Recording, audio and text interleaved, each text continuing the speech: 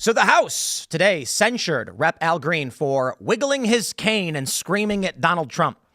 And they were supposed to bring him to the well so that they could actually issue the censure. But Democrats instead obstructed the proceeding and started singing and ignoring Mike Johnson banging the gavel, calling for order in the House over and over again.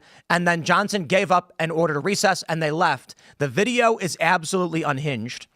This is the craziest Congress of my life, perhaps the craziest Congress since that one where the other guy caned the other guy. I don't know. But it's absolutely nuts to see the Democratic Party with Donald Trump's speech earlier this week, the most obstructions of any speech, refusing to clap for a 13-year-old who survived brain cancer. And now when the House says Al Green, who had to be thrown out for screaming in the middle of Trump's speech, they all back him. They all defend him. And they once again obstruct an official proceeding. Oh, boy. I wonder if the DOJ is going to charge them with anything. Really doubt it. We got a couple of other funny stories for you. How about they've begun walking out CIA agents and taking their badges in a Doge-inspired reduction of force.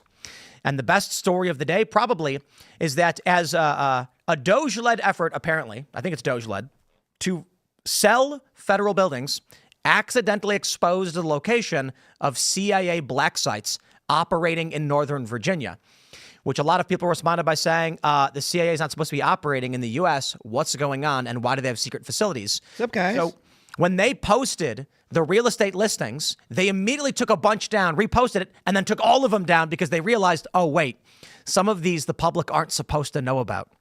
So we'll talk about that. We'll get started first with the Democrats being as cringe as they can possibly be. But before we do, my friends, check out AmericanFinancing.net. The average person today is feeling the financial strain more than ever. Expenses are up, wages aren't keeping pace, and many people are finding it nearly impossible to make ends meet. With little left over after covering the basics, it's no surprise that many are resorting to credit cards just to get by, often carrying high balances and interest rates in the 20s or even 30s. If you're a homeowner and you're stuck in this cycle of mounting debt, you need to check out American Financing. Their salary-based mortgage consultants are saving homeowners an average of $800 a month, helping people put their hard-earned money back where it belongs. Plus, if you act now, you might even be able to skip your next mortgage payment. There are no upfront fees. It costs you nothing to find out how much you could save each month. It's time to break free from the stress of debt. Call American Financing today. Take control of your financial future. Call 866-890-7811. That's 866-890-7811, or visit AmericanFinancing.net/Tim. Also, don't forget, go to castbrew.com. We got coffee. Ian's Graphene Dream, now back in limited stock. Only 600 bags remain. That means Ian sold nearly 200 bags already, and it's been one day. The more he sells, the more we say that, and the more people rush to try and buy it, the more we sell. It's an endless cycle, but you're all putting Ian through college. You know he needs it. Check out Appalachian Nights as well. It's really good. And of course, always go to rumble.com/Timcast IRL if you aren't already, and become a premium member to watch the Green Room behind the scenes show. It's ramping up, baby. We got a bunch of fun content. Today was pretty great. That Green Room episode will be up in an hour or so, and that was a lot of fun. We were talking about TikTok bans and how the system works and how it is very censorious. My friends, don't forget to also smash that like button. Share the show with everyone you know if you really do like it. Joining us tonight to talk about this and so much more is the Older Millennial. Thank you so much for having me. You're the only one, the only Older Millennial. I'm the only one that matters. That's right. So who are you? What do you do? So I started out as a TikTok creator after, COVID shut down the corporate world. I was my MBA's in strategy. I used to help companies with trade agreements or how to grow new businesses and things like that. COVID brought that all to an end, and I gave TikTok a run. Ended up being a lot more successful than I expected to be, and it has continued to grow as I continue to get in trouble.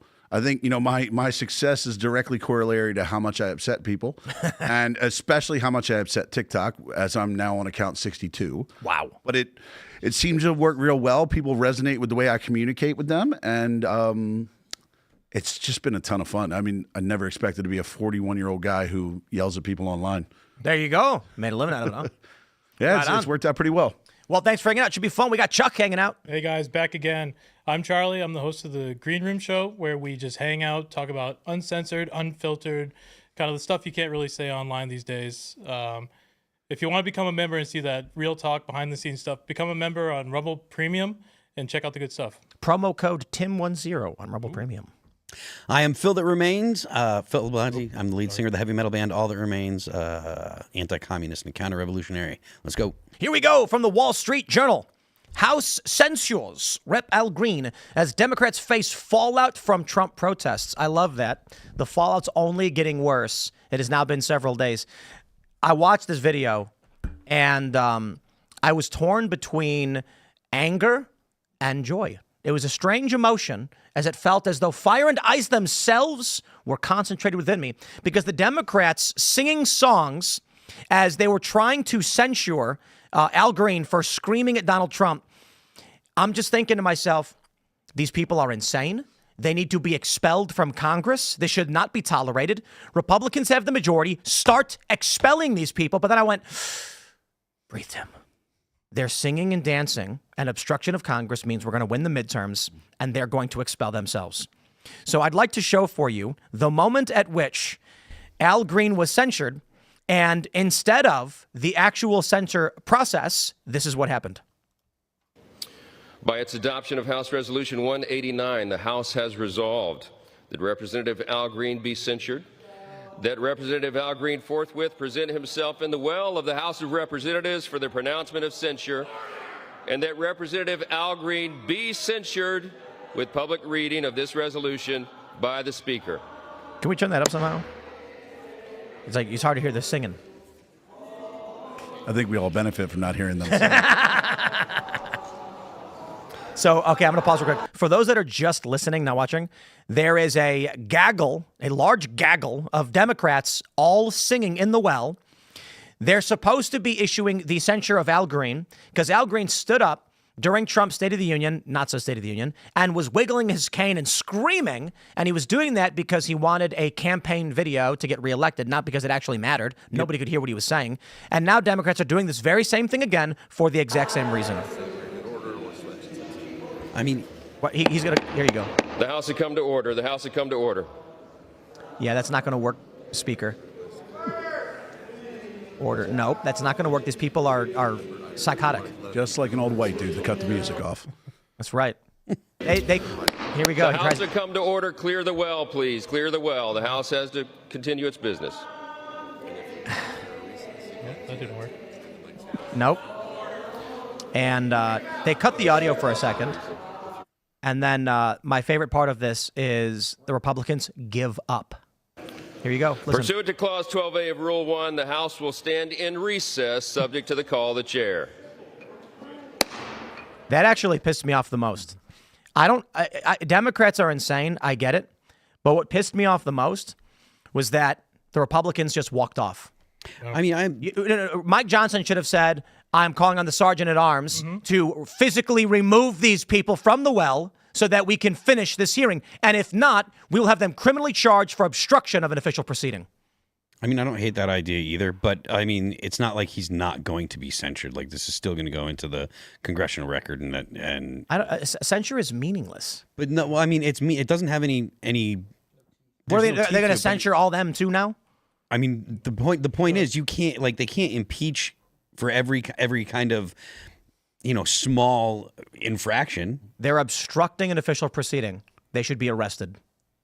Yeah, but I think about for Al Green, he's the one that was getting censured. You can't. Al Green is also obstructing an official proceeding because he started the song. Yeah, he started the Oh, did he? Yeah, Lock he him started up. the song. He was Lock there him up. holding it up and everything. But I think they benefit if you individually walk them out. I think they get the clickbait, they get the pictures, they get the video they want. And I mean, I'm not in favor of the Republicans giving up at all. But it's one of those of like, we're going to make you sit here until we're able to conclude this proceeding, like that, because it is important to do. I think I used to think things like that, like, oh, we don't want to give them the press. At this point, Democrats have become so unhinged. I think that we're dealing with a critical mass of Democrats keep doing insane things. When you get Colbert, Stephen Colbert, on his show, holding up a sign, say, try doing something, making fun of Democrats for how they reacted to Trump's speech, there's no benefit for these people for anything they're doing. So maximize it. Walk them out. get their photos, and then when it comes to the midterms, you can say, these are criminals who committed crimes. They don't do their job. Don't vote for them. If you had a picture of Rashida Tlaib and Al Green in cuffs being walked out, come the midterms, they're going to say, is this who you're going to vote for? Representatives who refuse to do their job, obstruct Congress, and instead use it as an activist pit to preach and fundraise? But do you worry that if you were to cuff them, because I mean, honestly, like they need to be let out, but if you were to cuff them and do that, do you worry that leans into the authoritarian narrative they try to create around Trump?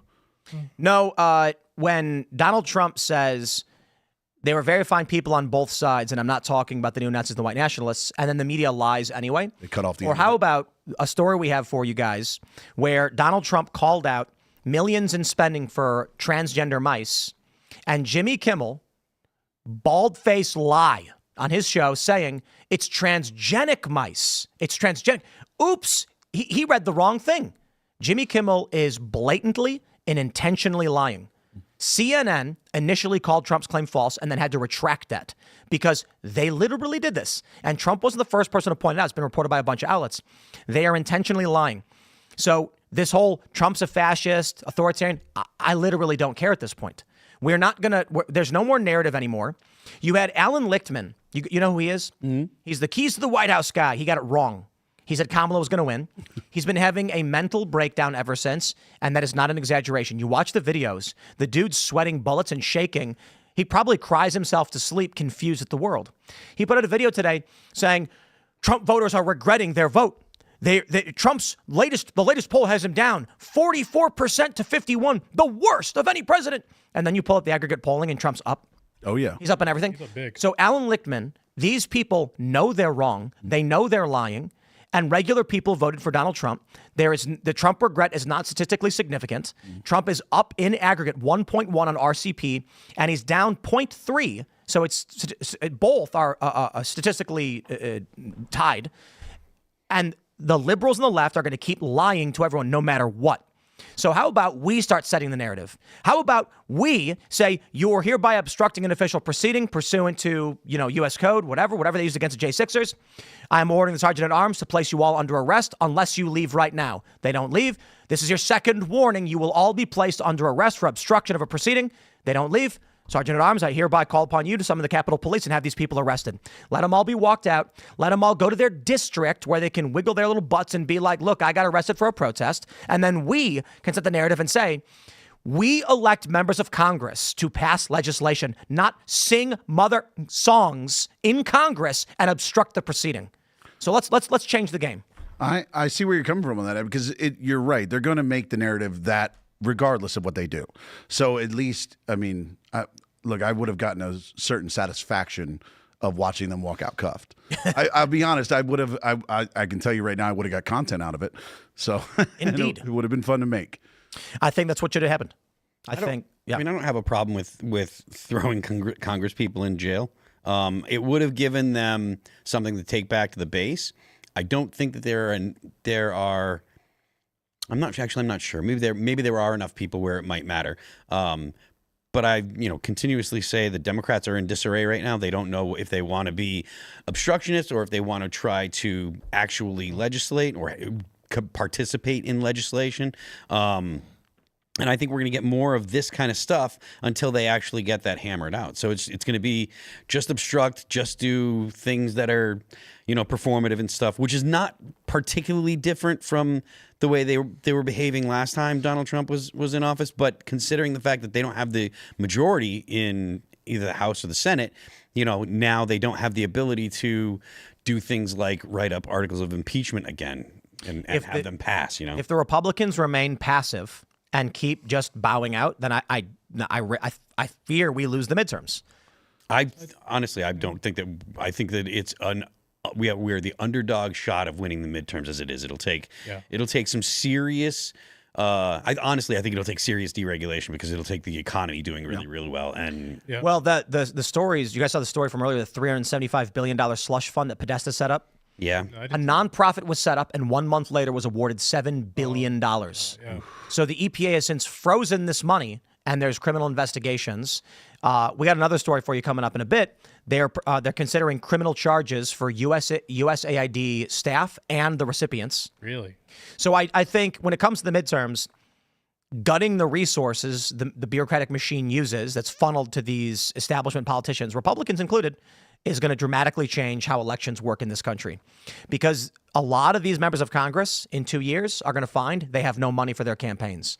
And the primaries are going to be very, very interesting. That's a good point.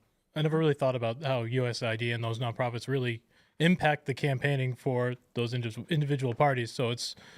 Well, it's circuitous, but... Yeah. Some of it is true.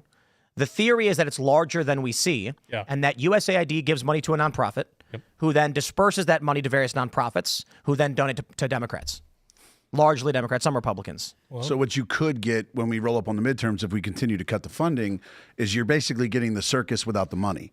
You're getting the circus without the funding behind it to actually have any effect. Which, again, I mean, I'm all for that, but my worry is that. Because I don't believe in the Trump regret people just because I don't see it. And I see people, I see liberals telling me that Trump voters regret it. I don't see Trump voters regretting it. Yeah. But I think that the liberals benefit from looking the craziest because they get to play we can only act crazy under this type of government because they don't let us act like we're supposed to. I think things are changing. I think it's embarrassing to be a Democrat now. And that's why one of the reasons I think Trump won. And why he won a popular vote and a mandate every swing state. I think it's because people are looking at Democrats singing songs, and it's just like, yo, I don't want to be a part of this. Let's jump to this next story. I'll give you a real example. Ladies and gentlemen from the Post Millennial, House Democrat women make cringe choose your fighter video. Yeah. So I have to watch it, so you have to watch it too.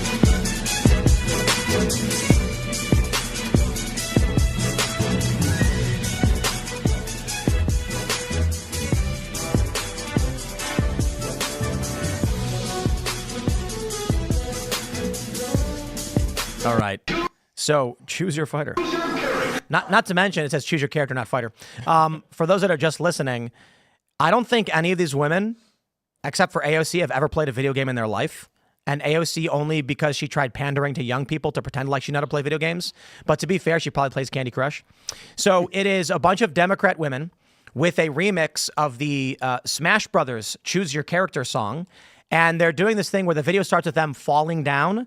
And then, you know, if you want to do like a fighting stance for a martial art, you can't. I mean, they clearly have no idea what they're doing, and it's just as cringe as it could possibly be. There's little stats. AOC plus New York's 14th congressional district plus youngest woman plus Latina to be elected to the House negative Trekkie. Then I got to refresh it because X always that nerds, does that. They don't approve of it. Yeah, they don't like Well, Trekkies. AOC outright says it's a negative that she's a Trekkie. Sue Lee Jessica Wu, bento box queen, mommy of the century, negative, sleep deprived. You know, they've been putting out these videos like that really cringe one 22 senators put out where they were like, ish, that ain't right. And they're like yelling about Trump. They must have hired the worst social media marketing company for the DNC ever. And they're like, I got an idea. Act like you're video game fighters, and then we'll play Smash Brothers theme, and then you'll bounce up and down. And it's like the weirdest thing is the women who've never played video games before doing like booty bumping, thinking they're like doing some kind of like martial arts dance. I saw this and I just said, Democrats are trying as hard as possible to create a single party supermajority for the GOP. Mm-hmm. Yeah. Well, the thing is, this was a trend on TikTok about 18 months ago. And that's the thing is, like, I look at their whoever they're hiring to do social media is because, like, social media is just, it's trend. You follow the trend, you hit on what people are talking about, you can progress.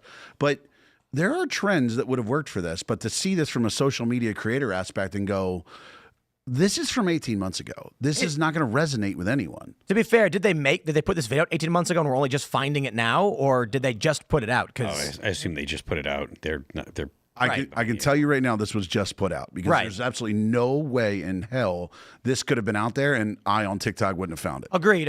And libs of TikTok, like libs would have posted this the moment it dropped, which is probably why it dropped right now. Mm-hmm. Yep. But yeah, I mean, look, they're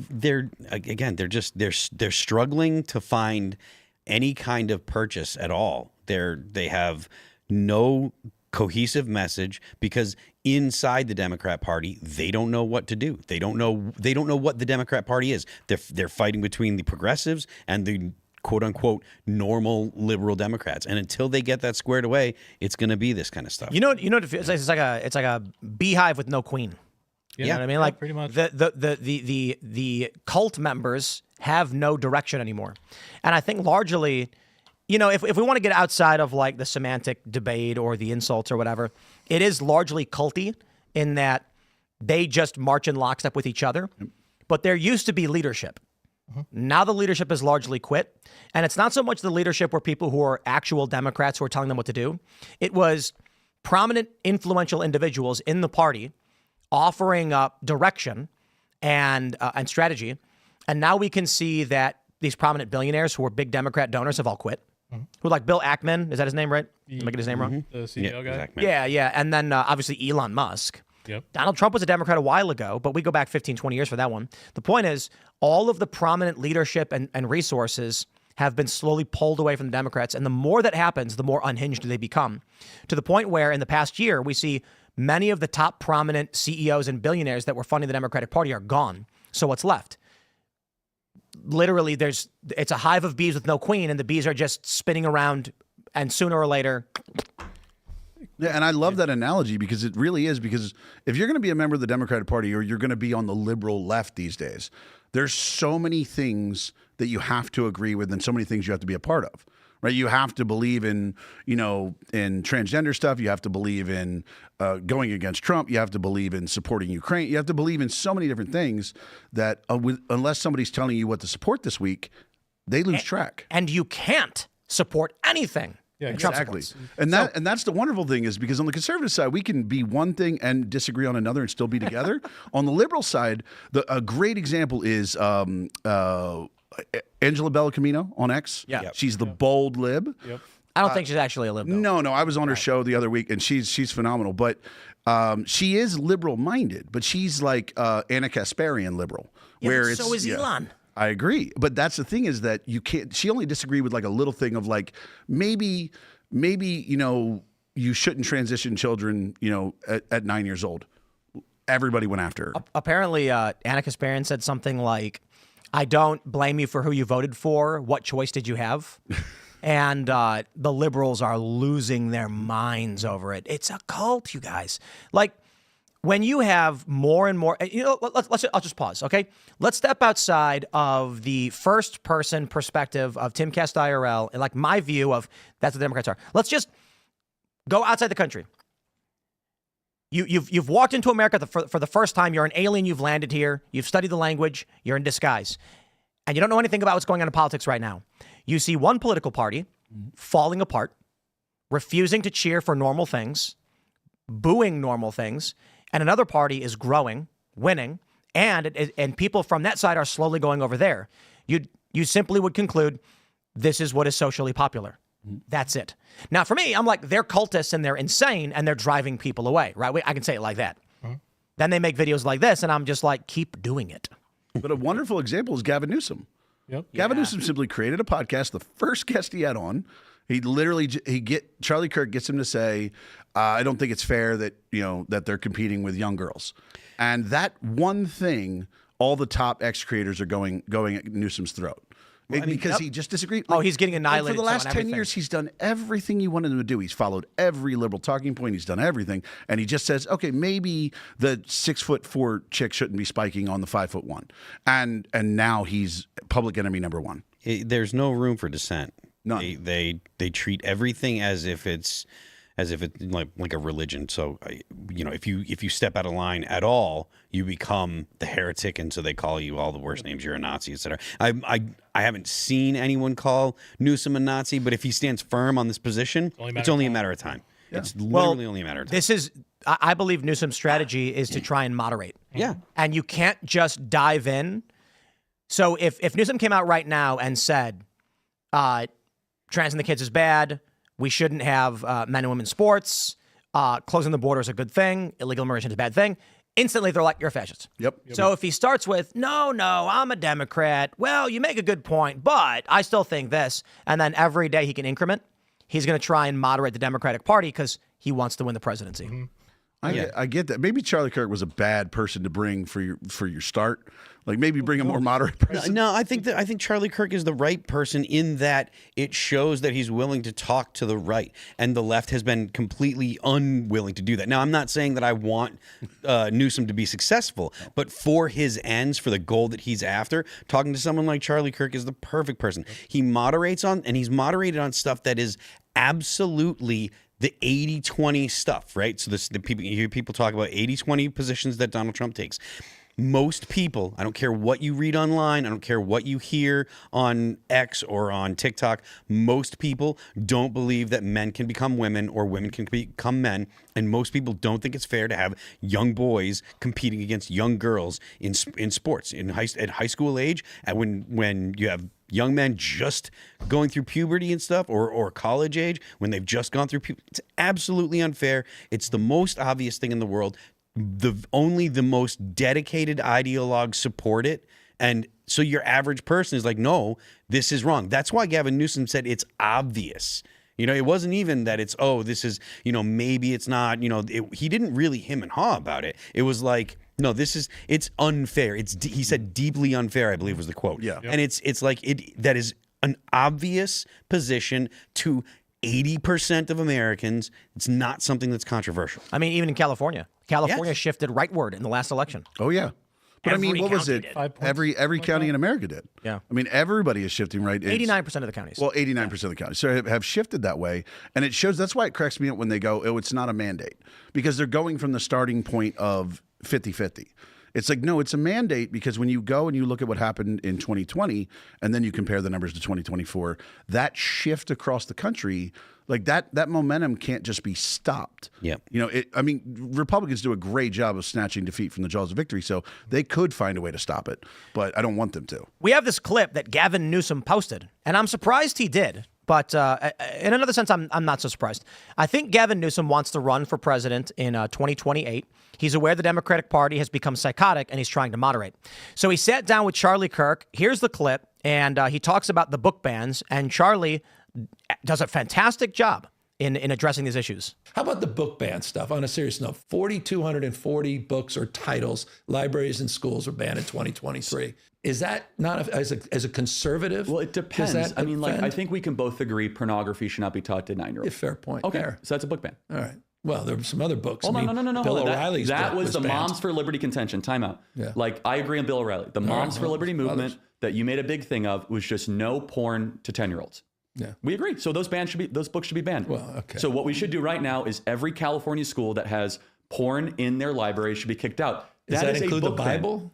Well, I wouldn't say the Song of Solomon is porn. No, but I it- mean, some have made that point. Is that a fair point, or I is it don't offensive? think that's fair And as at a man all. of faith, and I deeply admire that about you. Thank you. Sincerely. Yes, but no, I mean, Yeah. again, the Song of Solomon is rather risque. No, it's But what we're very- talking so, about but- in these books is not just the words, it's also the images. And again, your audience can look at the images themselves. Okay. It's highly graphic. But again, what But I it seems a banning binge. I mean, at next level, sort of cancel culture. But why do you think moms are doing that? Do you think it's because they want to have mind control, or do you No, think I that they think- have come across I think there's- incident of highly provocative I material? love moms, but this moms, I mean, we don't have to get into Moms for Liberty. It I mean, you seems brought up the book bans, deeply, though. I mean- deeply organized for a larger agenda, but that's my humble opinion. That's a non-answer. But but let me just kind of complete the point. Is that it's easy to just call it kind of a book ban, but when you actually have to read some of these books, it will take your breath away of some of this stuff, right? You're like, okay, we're teaching a 10-year-old how to put a condom on. I know. I just have a problem with, who the hell is going to decide that? Government? I mean, Ron DeSantis is going to decide what I Yes, can read or he say is. in the boardroom, in the classroom. This is the exercise of politics, though. Yeah. The exercise of politics is the highest form of community because it blends morality and sociability. So what we do is we have discussion and elections, and we have boards and commissions, right? And we as a people say, okay, no porn for 10-year-olds. Yeah. And that's politics, right? So I don't know why Gavin Newsom posted this clip, to be completely honest, because he gets absolutely annihilated. He begins to defer to Charlie Kirk, saying, yeah, okay, yeah, well, you're right, giving him every point. Mm-hmm. Now, what do you think the response on the left was? I mean, he's bowing down to the radical right, telling him what's going on. Maybe. But what is the first post in response to Gavin Newsom do you think it's saying? He was wrong to talk to Charlie Kirk? Nope. Nope. I'm surprised you guys are being so kind to Democrats. There's no. Well, I mean, they called him a porn in Nazi. schools? It's what? There's no porn in schools. No. He's leaning into fascism. Wow, I'm surprised you guys can't figure this one out. It's that porn. They argue that porn should be in schools. Yeah. I was close. I was close. No way. Never change, Democrats. Well, at Never least change. this guy responded by saying porn is not bad. Forcing people to feel sex is bad is evil. Legalize sex. That is exactly what I wanted to hear. I'm so proud of you. Thank you for saying that. Well, look at Emma Vigeland from the Majority Report. She came on the Culture War podcast, and when I was like, "Here's a book that teaches children that is for kids," and in it is an explanation on how to use Grindr. Okay, that's telling kids to go meet adult men. That's wrong. And she's like, we shouldn't censor books. And I'm like, okay, so you're in favor of adult materials. Like, that book has scat in it. You know what that is? Literally. We're trying to keep it family friendly, so I'm not going to define what that is, okay? And she defended it and said it was a good thing. I don't think I've ever been more aggravated by an episode of your show than when you had her on. Because it was watching somebody who obviously didn't know what she was talking about, trying to defend something she didn't know about. And it was insane to watch somebody just go, well, you don't ban books. It's like, there has to be nuance to this conversation. It's not nuance. They're actually lying to you. Okay, there is no book ban. It is curation. There's a word for it. It's what you can't have every book that's ever been printed in the school library. You must curate your library. Well, so you curate it and you select things that are acceptable and are not. It's not library. It's curriculum. Fair The enough. issue Fair in enough. Florida was curriculum, meaning they were giving sheets to children saying, here are the books we want you to read. So I have a question for Democrats. Should Mein Kampf be in the curriculum for grade school kids? Well, I mean, half their side supports that as a Bible, so sure. Have the Democrats? I mean, their whole argument against white supremacy and fascism, they'd say, how dare you? Of course not, blah, blah, blah. And I say, should we ban that book in grade schools from curriculums? Or should we say, we will not include Mein Kampf in the curriculum for 7th graders? I'd like to see them say, no, book bans are bad. Fine. Stick to your principles, I guess. All books, all the time, everywhere. Well, that's why it's weird to see Gavin Newsom talk about a book ban, because I had to look it up because I couldn't remember the actual titles of the books. But under his administration, they banned The Adventures of Huck Finn, To Kill a Mockingbird, and Of Mice and Men. Wait, Newsom did? Yeah, California has banned the Adventures of Huckleberry Finn, To Kill a Mockingbird, and Of Mice and Men. For being racist. Yeah. So what you can do, apparently it's like you can ban examples of racism, or or even in literature, but you can't ban examples of sodomy, which is in the literature that they want still to be in these books. It's like, okay, so I'd love to try to figure out, give them a Venn diagram and make a show me where their points are. 32 attempted book bans targeting 87 titles across the state, focused on the books were basically considered. What is it? And again, it goes back to it's not a ban because you can buy these books. It's just that they're not in the curriculum. So the whole premise is a lie.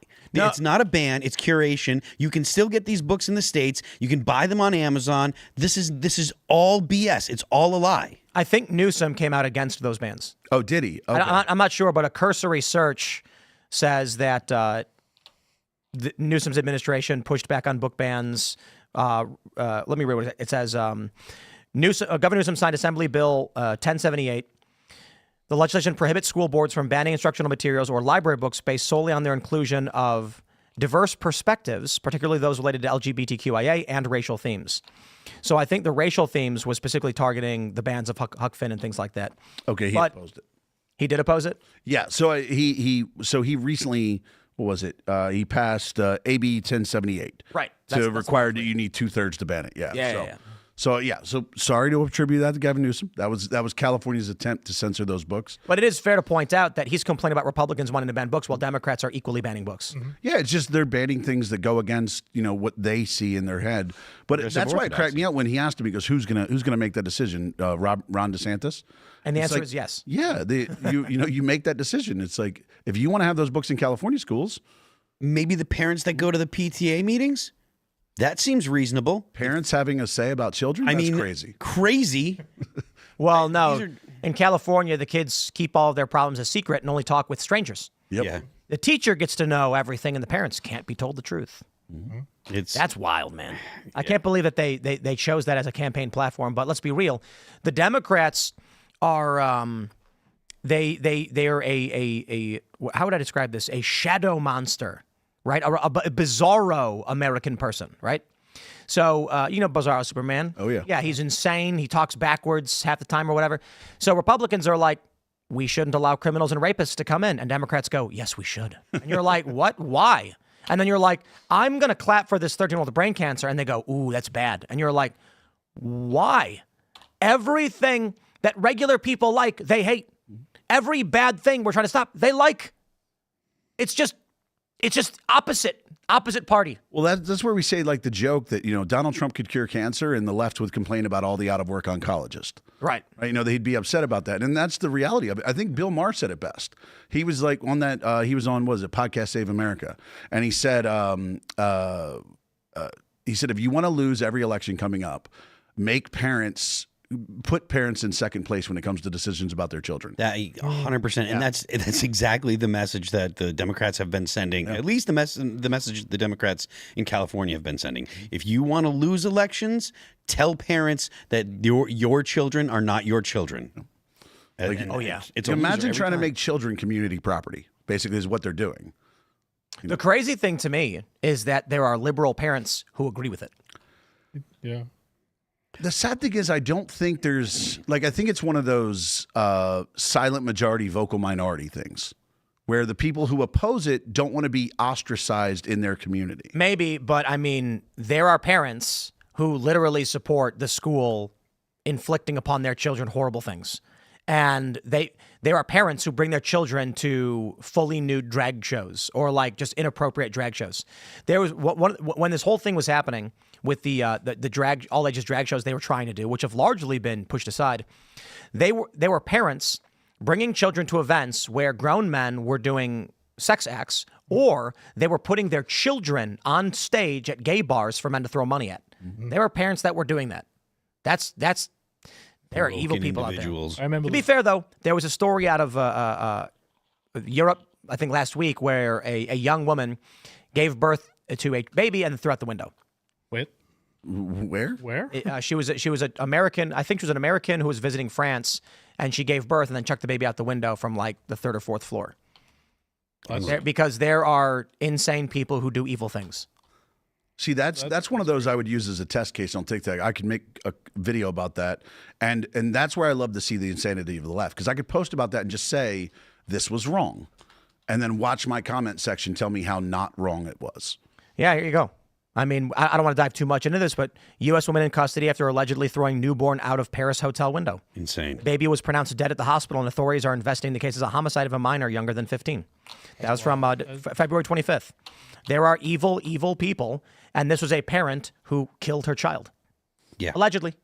That's terrible. Allegedly. Yep. Allegedly. She'll be like, can't blame the woman. It was the gravity. That's what they'll say. Yeah, well, let's get into the nitty-gritty of politics here. We got the story from Newswire. It's from the Bloomberg TV wire. This is funny because I saw this headline from Newswire, and when you read the AP headlines, there is key context missing in their stories. The title is, Doge effort to sell off federal properties inadvertently exposes CIA black site in Northern Virginia, Bloomberg TV reporting. Oh, yeah. Massively viral story. Now, what happens when you actually try to Google search it is not a whole lot comes up. But we do have this story. Trump administration deletes list of hundreds of federal buildings targeted for potential sale. So, okay, here's Bloomberg. The Doge effort to sell a federal property inadvertently exposes CIA black sites. AP reports they delete the list of federal buildings for sale. They don't give you the context of why it was deleted. The Trump administration Tuesday published a list of more than 440 federal properties it identified to potentially offload, including the FBI headquarters and the main DOJ building, after deeming them not core to government operations. Hours later, however, the admin issued a revised list with only 320 entries. And by Wednesday morning, the list was gone entirely. Non-core property list coming soon. The GSA, which published the list, did not respond to repeated questions about the changes or why the properties that had been listed had been removed. But now we know why. And I think it's absolutely hilarious. It's because the CIA was operating buildings off the books. And whoops. Yeah, and the CIA is not supposed to. I mean, this is obvious to most people, but the CIA is not supposed to be operating in a domestically, fashion like that domestically. So, I like the fact, obviously, that this has been exposed. Yep. I do hope that it leads to more investigations as to what exactly they were doing, and I hope that becomes public so the American people know what the CIA was doing in the U.S. Like, I do think that it's acceptable to have an intelligence bureau working internationally, but I don't think I also think that it's unacceptable to have them working in the United States. There is an FBI for that reason, for when it comes to federal crimes, which there should actually be few federal crimes, in my opinion. There shouldn't be a lot of crimes that the federal government actually investigates, kidnapping, those kind of things. You know, maybe interstate drug trafficking or international drug trafficking, et cetera. But otherwise, there shouldn't be a lot of crimes that the feds actually have to investigate, because that's what we have states for. That's why we have state police. That's why we have municipal police. There are multiple police agencies. The federal government doesn't need all the policing agencies that it has. And furthermore, things like the EPA don't need an actual police force. Right? That's what the FBI is for. You don't need to have a federal police force for for HUD. Yeah. But every organ, they all do. I mean, the FDA has police force. That's why they have SWAT teams that kick in the doors of people that are selling raw milk. Chicken police. The IRS has police force too. Yeah, I think. All these federal agencies have some sort of police force. My question: what exactly is a black site? Is that kind of like one of those places where it means off the books? It's just off the books. That's pretty much all it is. Yeah. Okay. So activities are untracked by actual federal spending and things like that. But the bigger thing, please, sorry. No, it also means there's not going to be oversight. Yeah. Right. Okay. So it's pretty straightforward. As I was saying, when you talked about the first response on the article on the other X post, the funny thing to me is, like, on this one, the first response should be, why is the CIA operating domestically? That should be the response from the American people. Absolutely. But instead, if you go to that Twitter post, the first response is, how can they just sell our property? It's like, how are you that delusional? Like, it was like, I look at it the same way I look at when Edward Snowden came out and told everybody. I expected the response to be, how dare they spy on us and violate our constitutional rights? The other one is, the actual response was, why did you give this young guy access to this information? Like, I was like, that's insane. I would like to ask this person, Anja, ma'am, do you think that you are CIA? There is no hour here. Bro, guys, clearly this is a CIA sock puppet account that didn't realize they had switched over to their main. It's a joke. I'm kidding. But the CIA is probably running sock puppets from that office. Who knows? Yeah. probably. But one of the smartest things that Elon Musk did was when he said, we're going to make it so that non-verified accounts don't get seen. He was basically saying all the bots we can't find and get rid of. So by charging at least $1, we make them pay. Mm-hmm. So now the CIA, they probably had a meeting where they were like, how many bots do we run on X? And they're like, 3 million. They're like, oh, what's that going to cost us? It's going to be like 50 million a year. And Elon's sitting there being like, yep. Yep, absolutely. Good. I did think it was funny that when you look at the verified accounts, that when he put that out there, that the anonymous accounts, mm-hmm. The accounts for hackers, anonymous, they all verified their account. So if you look, there's every anonymous account on TikTok, on X is verified. I was like, one of y'all put your ID in, which is hilarious. Yeah. But the question of whether or not they were actually operating, the CIA was actually doing domestic operations, we don't actually know that. It should be answered. That's true. That's a good question. And the problem with the black site operating in the United States is, well, for one, it's probably not the only one. If you think it's the only one, I got a bridge to sell you. And we don't get accountability when they do these things. But based on what we saw with Eric Ciaramella, yeah, the CIA was running operations in the U.S. Mm-hmm. And for those that don't know, he's the guy who got Trump impeached. And YouTube and Facebook would delete any post made with that guy's name in it. This is what's really funny about the Epstein stuff. When the people come out and they're like, Mossad, he was working for Israel. I'm like, well, slow down. I think, what did Mike Cernovich say? It's whatever's above Mossad, right? That doesn't mean it's not related to Mossad, but it's got some higher clearance than you can just say. Mm-hmm. And the evidence to that is when Trump got impeached due to the Eric Ciaramella whistleblower thing, when Real Clear Investigations, a reputable, prominent national news company, issued their report saying we've identified the whistleblower. If you went on Facebook or YouTube and said that name, they'd nuke the content and they wouldn't say anything. The weirdest thing was you post on Facebook, hey, here's the guy's name. Your post would vanish without warning. No strike, no notice, no notification. And so what I ended up doing was I said, Eric Ciaramella is a 50-year-old dentist from Dubuque, Iowa. He has 3 kids and enjoys his day. Deleted. And I'm like, no, hold on. I didn't say anything about that guy. Certainly there are other people with that name, right? Nope. If you said that name, Facebook would remove what you said within seconds, within minutes. YouTube took down, I think, 2 of my videos where I was talking about the Real Clear Investigations report. I just covered the news. I'm like, wow, big breaking story. Real Clear Investigations they say they've unmasked the whistleblower. Video disappeared. I didn't even know. I didn't get a strike. I didn't get a warning. I didn't get an email. I saw comments from people saying, they were like, Tim, why'd you take the video down? And then sure enough, when I went, the weirdest thing was when I went to my YouTube page, the video was still there. But when I moved the mouse over the title, it wasn't a link. It was just like Nothing. Nothing. Your it was thumbnail was just hanging out, basically. Yeah, it was like the thumbnail, the title, and instead of the cursor turning into a little finger to click, nothing happened. And I couldn't click on it. And I'm like, this is weird. So yeah, that's the domestic operations they've been doing, and we know they're doing. And we don't get accountability when they're running black sites in Northern Virginia or who knows where else. So Or anywhere, yeah. Right. The double standard is crazy because we had, what was it, Nate, is it Kane? Oh, like a few weeks ago where he was the whistleblower, and he was saying that his name got leaked, and that people are saying it over YouTube, X, and everything. No reaction like that, because rules for thee, but not for me. Oh yeah, the CIA, they protect their people. So it's just the double standards. Just I gotta say though, I'd love to see the internal documents because Twitter wasn't doing this. Twitter allowed you to talk about it. Okay. I'd love to see the internal documents from Facebook when this was going on, why they were taking these things down. And Zuckerberg, remember when he went on Rogan and he was like, we made a lot of mistakes and we're changing and we're going to do things right. I'd like to see any human being sitting across from him at that point be like, tell me why you took down all the posts related to Eric Ciaramella. Tell me why. It's really funny because for a while we didn't know if they lifted the auto ban on his name. And then Jack Posobiec was on the show, and it was like a year later or 2 years later. And then he said it, and then we all looked at each other, and we were like, they're going to ban us? Now it's just like, bro, there's no rule against saying Eric Ciaramella. If they want to take the live show off the air with 50,000 people watching because we broke no rules, I don't know what to tell you, man. Let the world see exactly how the CIA operates in this country. But I will say, outside of this, there's some things I can't talk too much about, because confidential sources talking on background can't say too much. But let me just say, with the moves Trump has made against the deep state, largely with the reforming or attempted reforming currently of the FBI, the stuff I'm already hearing is wild. And I'll give you one example.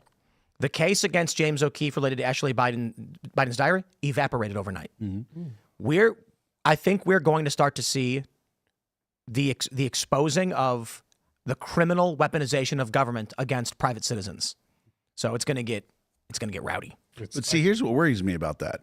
We did that already, right? We knew, like, we had multiple people come out and tell us, hey, by the way, the United States government is violating your constitutional rights. They're digging into your email. They're digging into your phone calls. They're observing all the stuff they're not allowed to.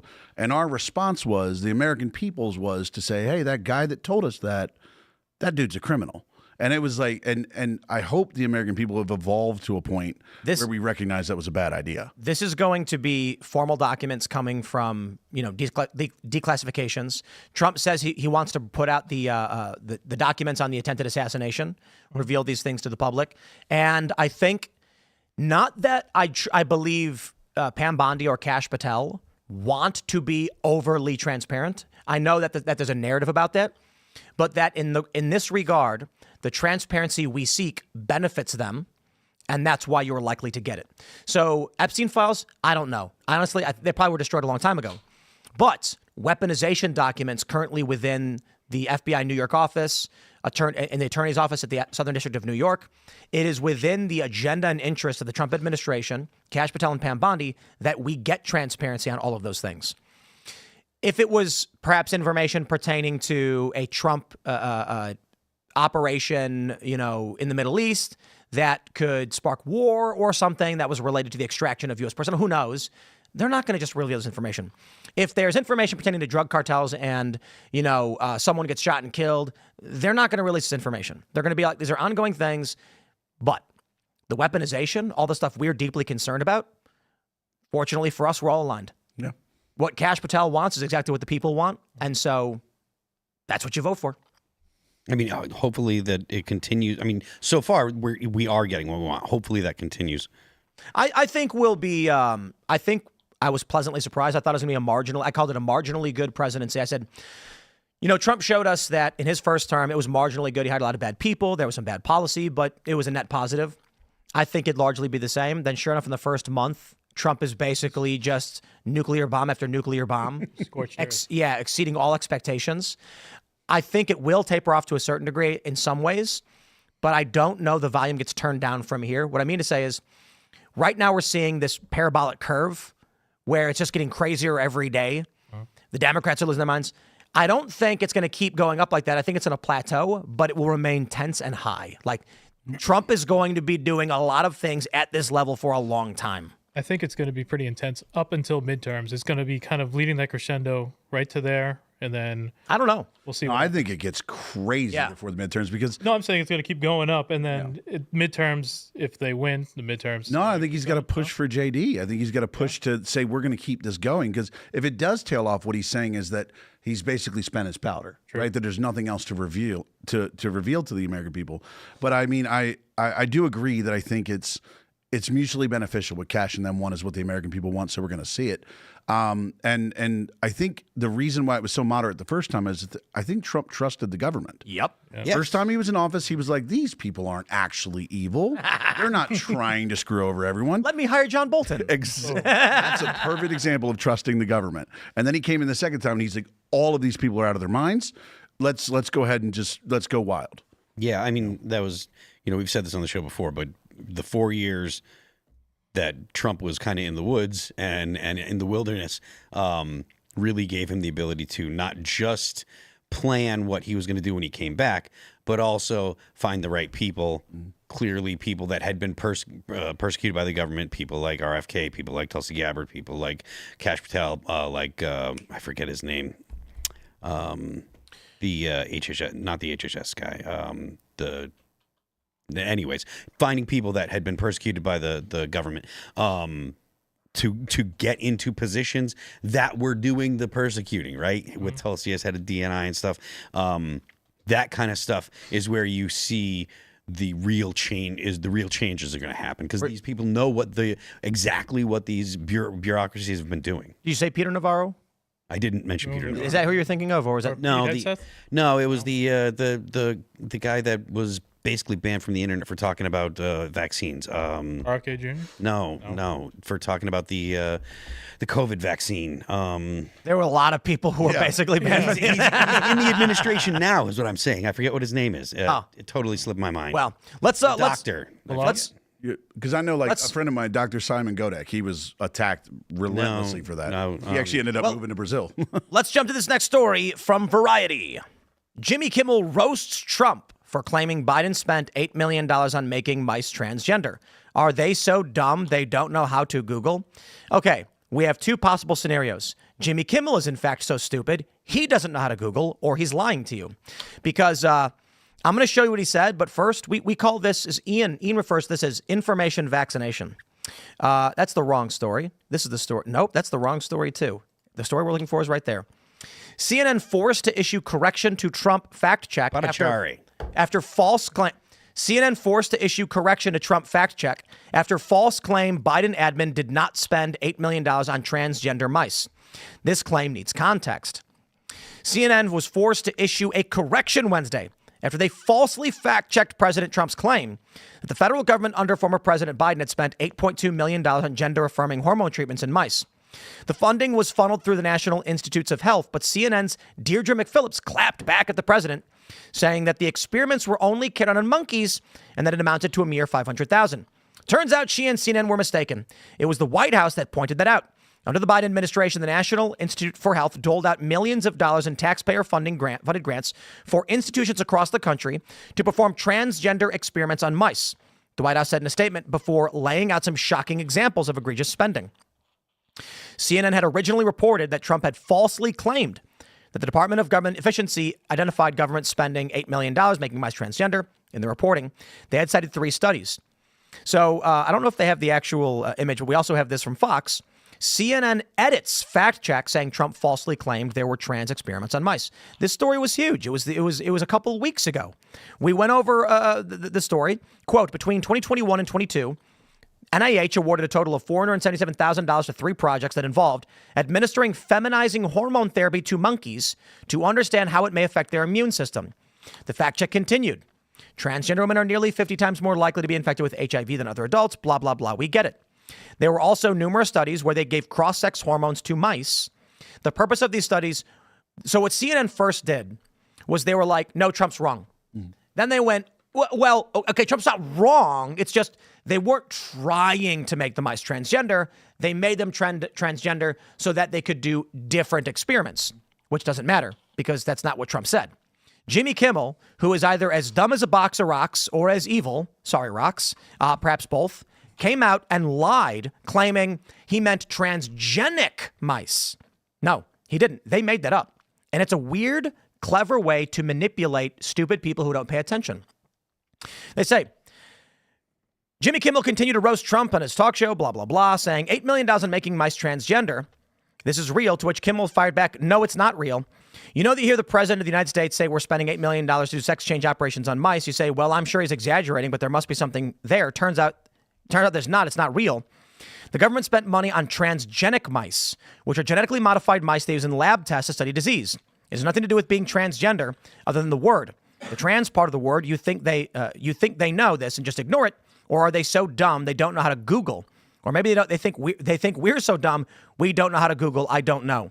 Well, perhaps if Jimmy Kimmel read CNN, he'd realize Trump was meaning literally transgender mice. Well, I'm not going to blame him for not reading CNN. Most of us try to avoid it. So, you know, even Jimmy Kimmel. I mean, Jimmy Kimmel's going to say negative things about Donald Trump no matter what. So it's, you know, I feel like taking, you know, yeah, but this is egregious. Well, I can tell you that transgenic argument made it to TikTok. That is the trending thing right now. All the liberal creators making videos, making it a lot of videos about it's transgenic, not transgender, and trying to obscure. They're lying. Yeah, well, yeah, but that's a fact check, and liberals aren't going to go look for that. Right. So, but they're going to look for the big creators. So TikTok banned me for like, I don't know, the 800th time or whatever. And we only recently restarted the account. I hate TikTok. I think it's awful. And I only recently restarted the account because of the controversy and everything going around about the banning. I said, okay, like, let's play ball. Banned in like 2 weeks. And they said that we don't exist in their shared reality. So we have stories like this in the Telegraph. Trump said the U.S. spent $8 million on transgender mice. He was right. Reeling off a list of examples of apparent misspending, which Trump said that $45 million is spent on diversity, equity, inclusion, blah, blah, blah. The left wing said this, that, or otherwise. The White Coat Waste Project, a nonprofit campaign to stop animal testing, which investigates taxpayer-funded experiments on the effects of gender-affirming drugs in rodents. The president was referring to their investigation. Justin Goodman, senior vice president for the lobbying group, claimed that has documented over $250 million spent on transgender animal experiments over the last couple of decades. He added, there are over 24 active federal grants funding transgender animal experiments worth a total of $64 million. These include NIH-funded project at Duke University that allegedly received $455,000.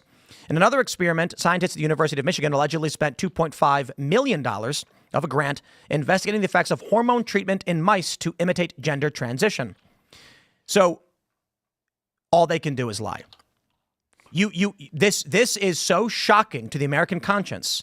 Jimmy Kimmel probably sat down with his CIA handler, who is out of a job now and shaking and smoking 800 cigarettes, being like, just say transgenic, I guess, because Jimmy Kimmel is an evil person. And you know why he's evil?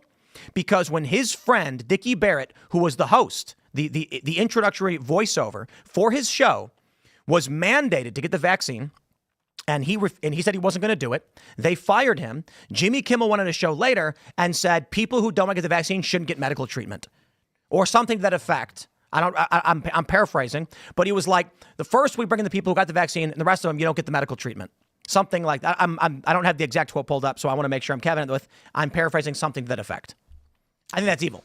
Well, yeah. I mean, look, this whole project that they're talking about is, pardon my French, it's Frankenstein shit, right? Like, this is straight up like trying to play God, and it's gross and creepy. I don't care what people think of me for saying, but it is. It's crazy how, I mean, I guess I should say, this is the stupidest attempt at calling Trump a liar. It's one thing when you edit him out of context to make it seem like he said the wrong thing. It's another thing to go, crap, they found out about the transgender mice thing. Transgenic mice thing, I mean. And then you're like, bro, come on, we're not falling for your puns. But I can tell you how this is going to progress on social media. So the defense right now, over the last 2 days, has been it's transgenic. Like, that's the push. You see any large liberal creators, they're using that line. And then as we come out with the fact checks of them, because there's a ton of us creators who will fact check them to death. And as we come out with that, the next line is going to be, well, the intention wasn't to make them transgender. The effect, that was just a side effect of the experiment. So the goalpost when it comes to that type of stuff is always at a dead sprint away from us. But you got to make sure so the response then. So if you're talking to your liberal aunt and she's saying transgenic, and then you show the actual, from the Telegraph, come on, prominent British newspaper, and she goes, well, but the intention wasn't to make them trans. You respond with, whoa, so it did happen. That's it. That's right. Wow, they did that? But for other reasons. Well, I don't care what the reasons were. Trump didn't cite reasons. He just said they were doing it. Yeah, I mean, like I said, you have to be totally ideologically possessed to think that it's okay for the government to be spending money on these types of programs for the intended purposes that they're talking about. Like, this is Frankenstein shit. This is straight up, it's on par. It's closing in on, like, making mutants in a lab. Mad scientists. But you have to think their morals are obviously, I mean, when you're looking at the moral compass of liberals who believe in this type of stuff, I mean, their moral compass starts at, we can chop body parts off kids.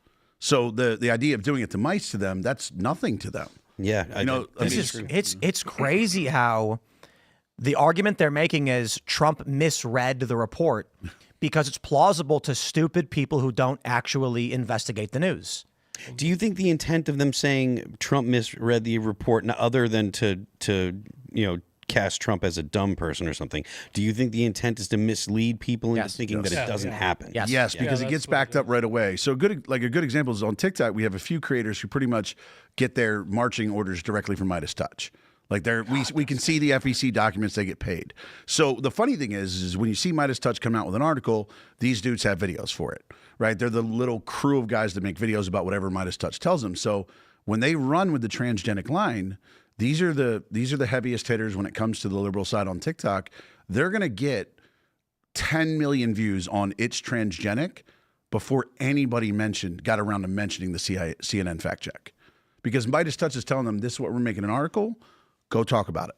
And it just gets out very quick. Yeah. And then most of us on the conservative side, we're playing catch up, where the whole time we're just receiving it and trying to, and it's such an overwhelming sense of, I got to debunk it. By the time you get the actual rebuttal out, it's spread like wildfire. That's the whole the lie gets halfway around the world before the truth can get its shoes on. Exactly. Once everybody sees the headline, they're like, okay. Yeah. Fine. Especially when you're primed to believe something, like you want to believe that Trump is the bad guy, and then someone can go ahead and feed you a line. And you're like, oh, let me get on TikTok, let me get on X, let me get on Blue Sky or whatever your platform of choice is, and spread this around.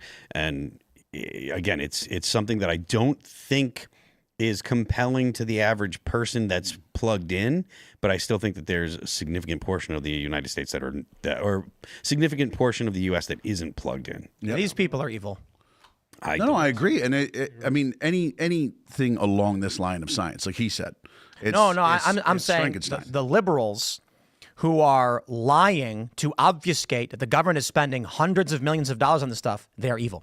Well, yeah, like I was saying, their moral compass, if they're willing to chop stuff off kids, they don't care about mice. Right. To them, it's not a big deal to lie about this. But again, I'm not talking about the science. Oh, I'm talking about the liberals that are saying, to prop up the cult, Trump must be wrong.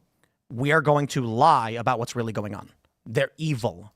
So we'll give a shout out to this lady, Andrea C. Love, PhD, who tweeted I can't believe this needs to be said. Transgenic mice are not transgender mice. And it's got 14,000 retweets. And then, of course, I just posted this. And then you've got everybody claiming you were wrong. But she still gets, 6.4 million views. And the liberals attach themselves to this without fact-checking it because they're dumb as a box of rocks. So, I have to say it. But there's a reason why when Charlie Kirk sits down with Gavin Newsom goes, yeah, you're right, I guess. Because these people don't read. Marianne Williamson told me after she came on the show, I'm paraphrasing again, it's been a long time, that she wouldn't do this ever again. And there's a reason why liberals won't do it. And it's because she said something to the effect of like, the questions you ask and things you bring up are just so outside of how we handle things or whatever. And the gist of the conversation was, simplest form, we actually showed her the proof and she could not answer these questions. Yep. For instance, when she said book bannings are bad, and I grabbed one of the books because we have them all, and I showed it to her, she gasped. Mm-hmm. I showed her the blowjob in the genderqueer book, and she went, "Oh!" And she was like, "I don't want to look at that." And I'm like, "Do you think kids do?" But that's exactly. I remember you saying that to her, and you were like, "I cannot show you this on camera because this video will get taken down." The presents I'm going to give to Bill Maher when I go on his show, so I don't think they'll ever have me on that show. What are you bringing for Gavin Newsom? When you're on that show. Similar things. I'm going to be like, let's talk about these books. And, but Bill Maher's halfway there, so, but I do have a lot of stuff to bring him related to Trump because he gets the book stuff. He gets the gender ideology stuff, right? He gets the stuff Trump is saying. He doesn't understand the economic stuff. He doesn't understand he believes too much of the corporate lies.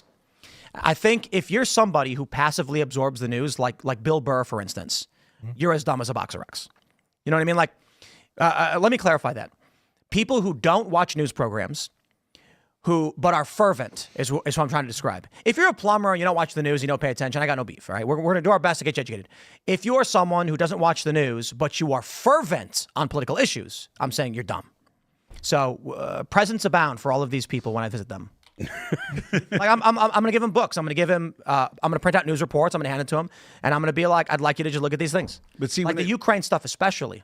But when you said with Bill Maher, you're going to bring him stuff, especially on Trump, right? Yeah. My worry with Bill Maher, because Bill Maher definitely gets it. He definitely gets it that liberals have lost their minds, and he doesn't even see himself in that party anymore.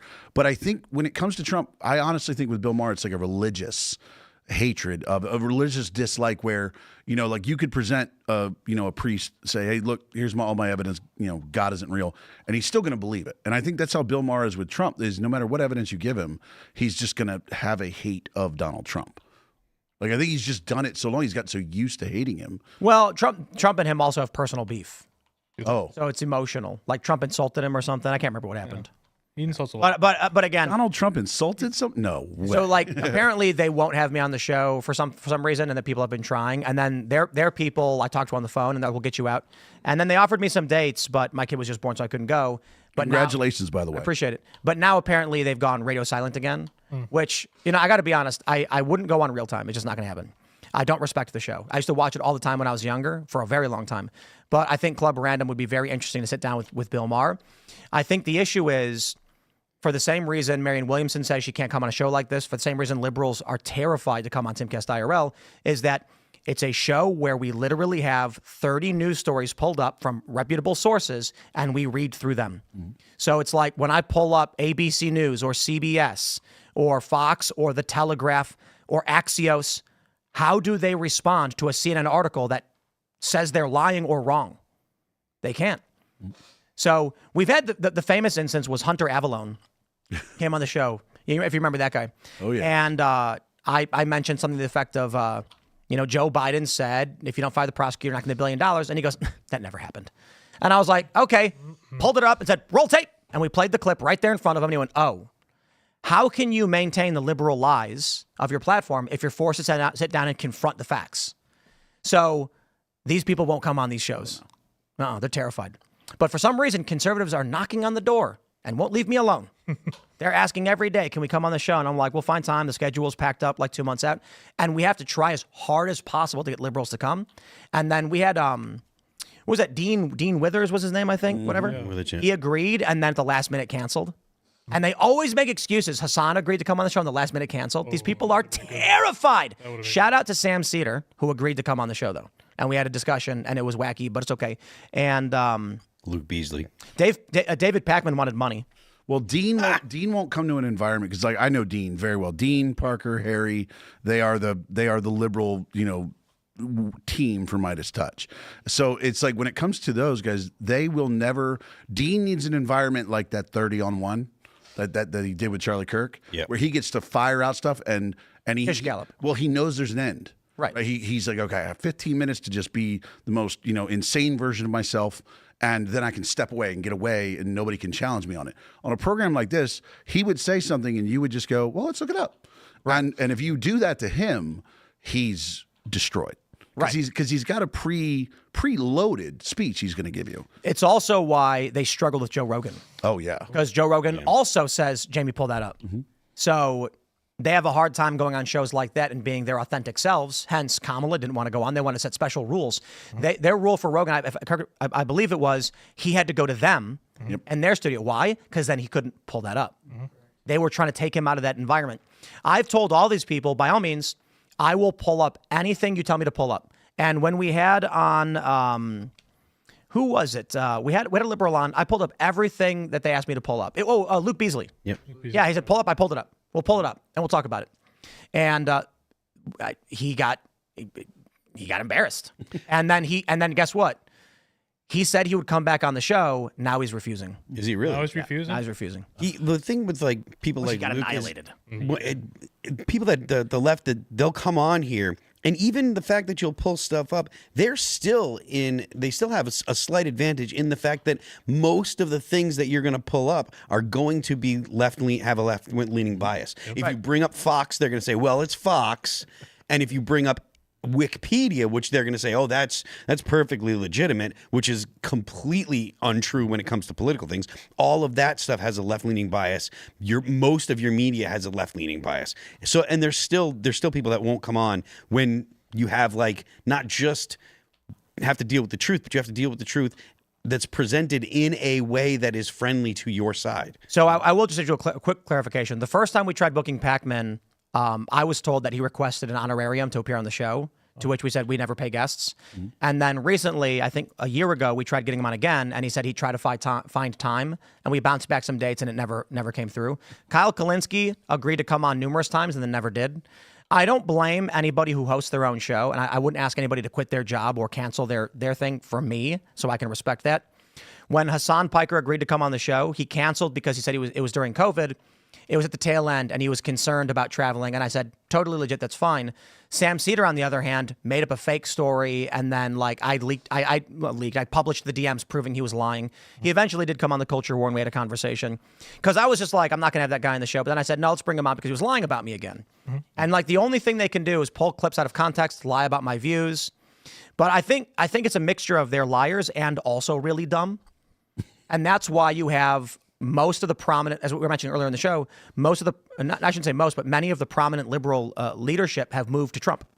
So I'm talking about the donors, the industry leaders. I'm talking about RFK Tulsi, Elon, et cetera. A lot of the big default liberals that were in industry, that were donating, that were leading the charge and what the Democrats were supposed to be doing, they're on Trump's side now, as am I.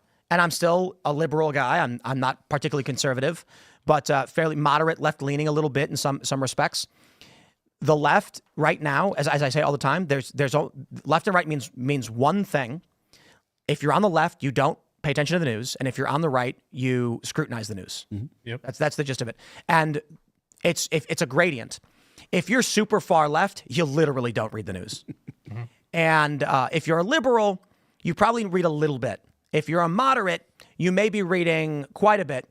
And then it's funny because the Overton window of, I shouldn't call it the Overton window, but there is a column, center right, slightly moderate conservative leaning, where the highest concentration of truth knowers exist. Mm-hmm. And so you have people slightly to the left and to the right of that. So staunch, hard right conservatives are in this alignment. And then in the middle, you have fairly moderate conservative types. And that's where we tend to have that coalition. So the more you pay attention to the move, the further right you go to a point. Mm-hmm. Yeah. And that's when it comes to like identifying with part of a party. Because like, sure, I see myself more on the conservative side now, but my thoughts were always liberal. But I just watched the Liberal Party leave me.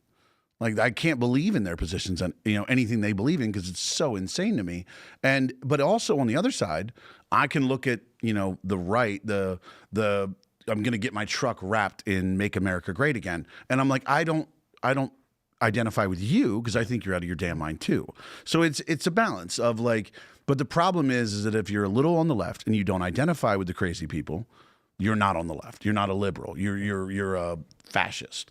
Well, I saw this comedian he had this joke where he was like, if you go talk to people that are conservative and you're like, yo, I'm a conservative, they're like, oh yeah, come on over, hang out. And he's like, if you go talk to people that are liberals, you'd be like, oh well, I'm a liberal, and their reply is, well, we'll see. Because if you step out of line, you're going to get crucified. Mm-hmm. So it's the meme where it starts with the person on the right and the person on the left and the guy in the middle, and then slowly as each goes, it's like they get pushed. The person in the middle gets pushed further to the right by the person on the left, and they're just yelling, "You're a bigot." The person in the middle is staying in the exact same place. Yeah. Oh yeah, they're just moving left, and then they're just being like, "You're a bigot," and you're like, "What?" But again, I mean, there's no cohesive ideology on the left. But I think a wonderful example of what you were saying is like, that's why I brought up Anna Kasparian. I think she's a wonderful example of somebody who lived in the liberal world.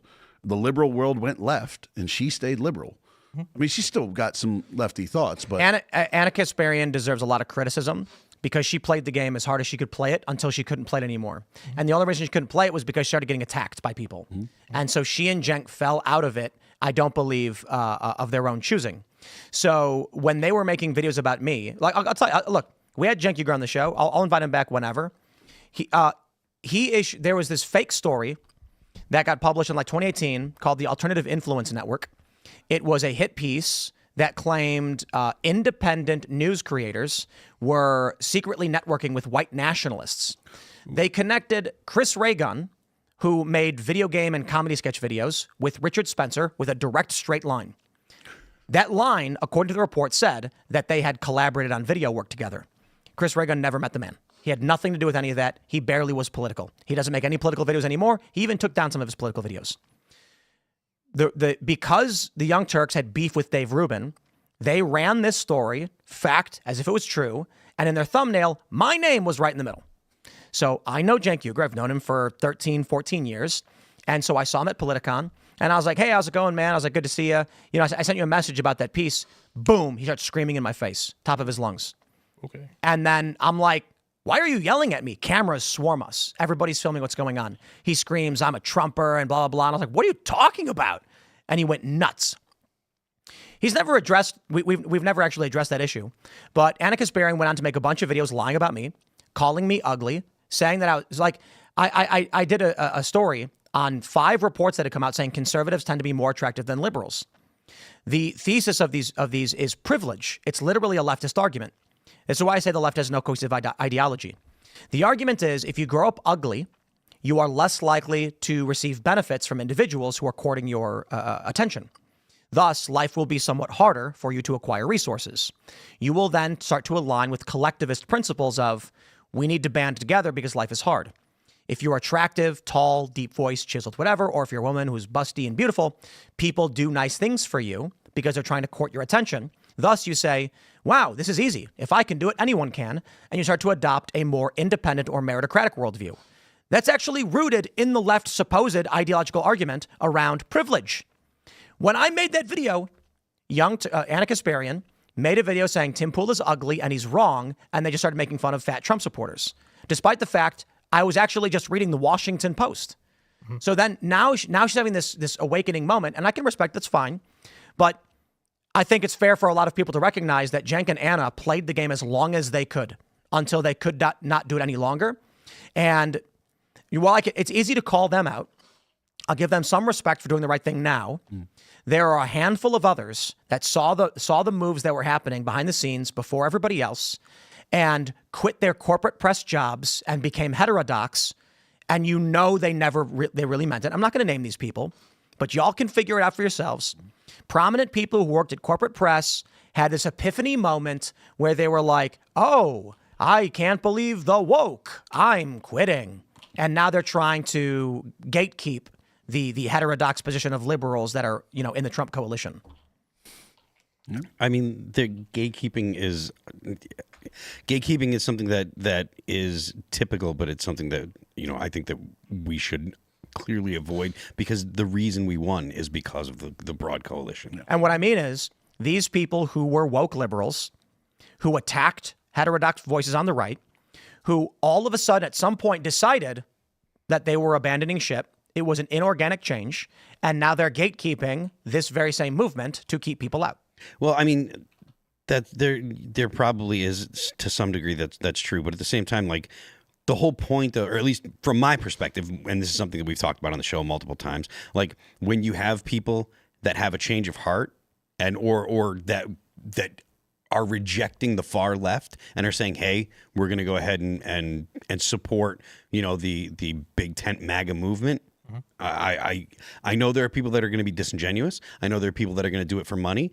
I don't care. And when they are actively suppressing growth of the populist movement is the point. Yeah, fair enough. So there are people who worked at big corporate press outlets who had this awakening moment where they said, you're right, the Democrats have gone too far. I'm heterodox. And then a year later, they were saying, don't let those people in.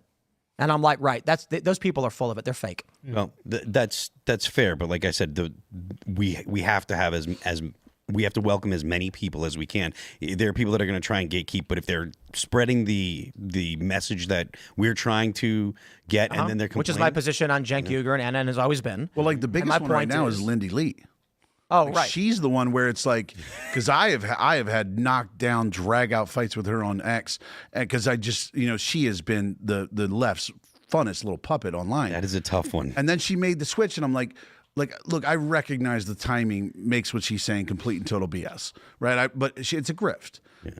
But Lindy Lee is. I'm not going to attack her too much, only because it's fun watching the puppet play. Well, she's untrustworthy. She either voted for Kamala, or she either lied back then about voting for Kamala, or she's lying now about not voting for Kamala. Exactly. So that is the woman that said that, that used the phrase, we have to use vaccinations as a carrot for people to get their freedom back. Is that the same? No. You're talking about the health official. The health official who made that. Lindy Lee is she was a mouthpiece for the Democrat Party. She was this tiny little Asian thing that was she was a mouthpiece for the Democrat Party, but she was the push, like right now, she was on the left and it was coming near the election. She would be the one who would have been the first person to put out the post about transgenic mice. Yeah. Like she's that person. right. Yeah. And then magically she had a come to Jesus or a come to Trump, I guess, moment. And Right after the election. It was perfectly timed, Let's jump to the story from Axios. Scoop. State Department to use AI to revoke visas of foreign students who appear pro-Hamas. Okay. Secretary of State Marco Rubio is launching an AI-fueled catch and revoke effort to cancel the visas of foreign nationals who appear to support Hamas or other designated terror groups, senior State Department officials tell Axios. The effort marks a dramatic escalation in the U.S. government's policing of foreign nationals' conduct and speech. Don't care. Thank you and have a nice day. What do you guys think? I mean, so I think that I would like to think that this can be done properly. I don't know that AI is sophisticated enough. And also, look, I do think that if you are a foreign student and you're here on a visa, I mean, protesting probably shouldn't be high on your list of activities. And I think that you should probably refrain from protesting. Granted, we do have the freedom of speech that's protected here, but if you're here on a visa, maybe you should focus on your schoolwork and not focus on protesting. I would agree. Like if you're here on a visa, you're trying to make yourself better and ideally make the country better, because the brain dump is a big thing. You're taking smart people from other countries. And if you're going out to, what was it, a library the other day where all those protesters took over and they did the fake bomb threats? Everywhere, really. Like that's not what you want in the country, in my opinion. For me, I would feel like it needs to be based in the fact that Hamas is a terrorist group. Like it can't be based in protest. It can't be based around people who are, focused on people who are protesting. It has to be people who are taking action to benefit Hamas, whether even through because I don't know. If you make it in protest now you're dancing around the First Amendment. Maybe, but I kind of don't like the idea that we give people temporary stay in this country and then they just start becoming disruptive. American citizens petitioning. So what is protest, and what is the spirit of the First Amendment? The idea was not. The founding fathers did not intend for 17,000 people to march to the street waving signs, blocking roads, and shutting down businesses. Peaceably assemble.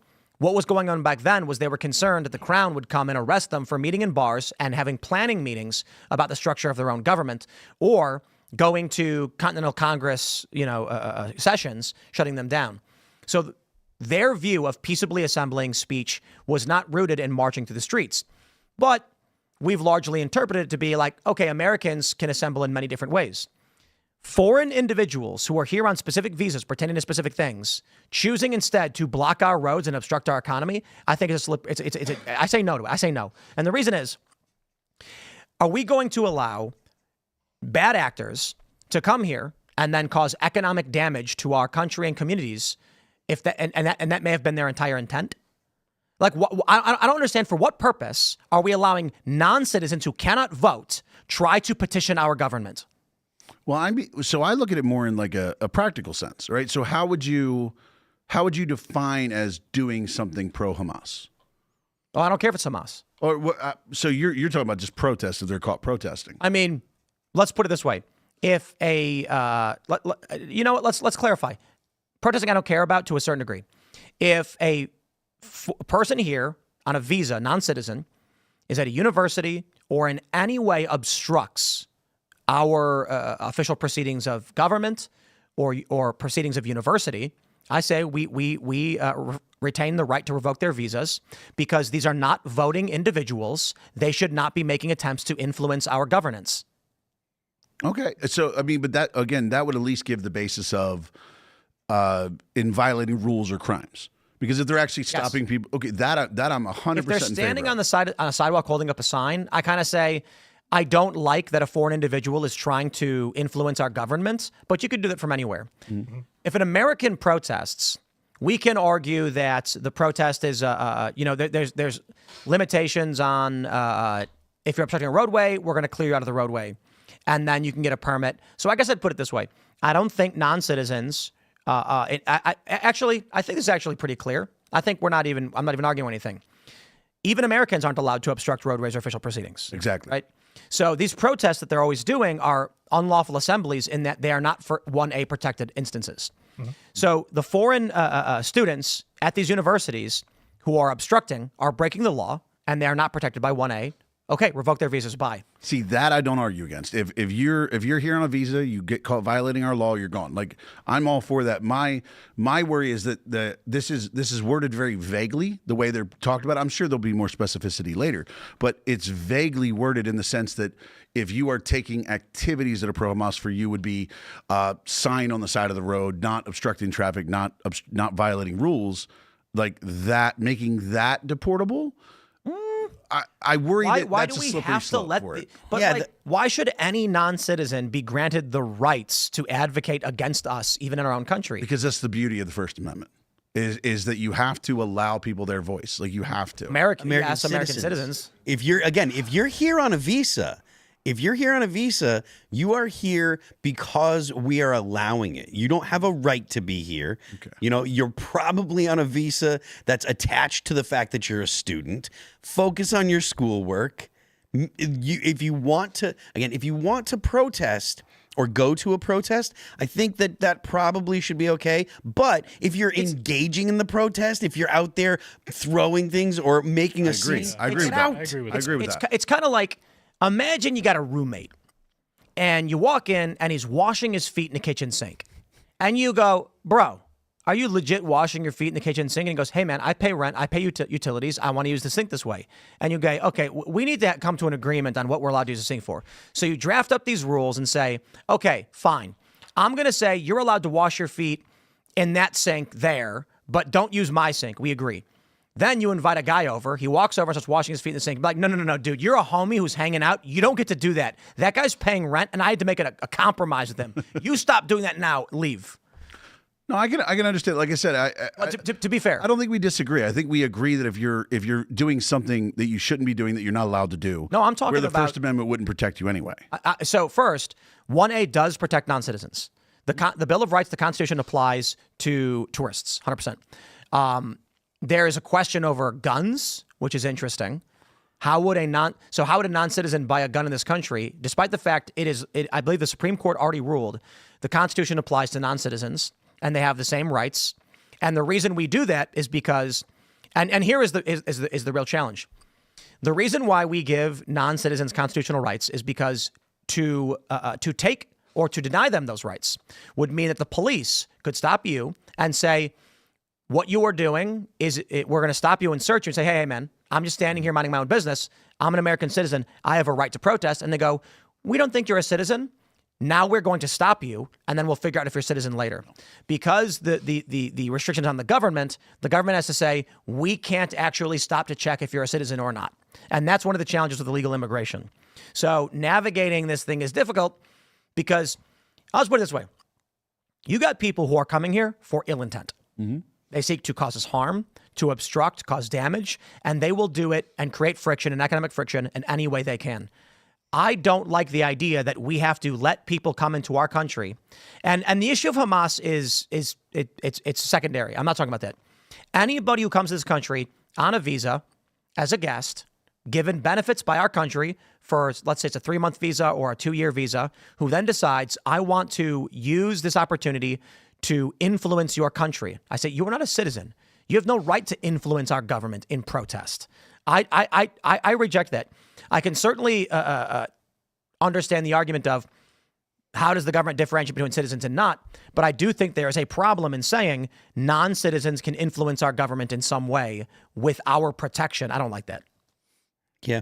If you're here as a guest, which is what a visa is, then, and you're going to protest, you're going, and I think that it should be, basically engaging in any level of protest beyond just being at the protest. You want to put your body there and stand there and stuff, whatever, that's fine. If you're yelling at people, if you're causing a nuisance in any way, that beat it, just there's no reason to say, oh, we must allow you to be here. You have no right to be here. You are here because we are generous. If you're going to go and protest and cause a disturbance, hollering through a megaphone. You can be at a place where there are people hollering through a megaphone, but if it turns into something where the police come and they just start scooping people up and you're among them, bye. Yeah. That's it.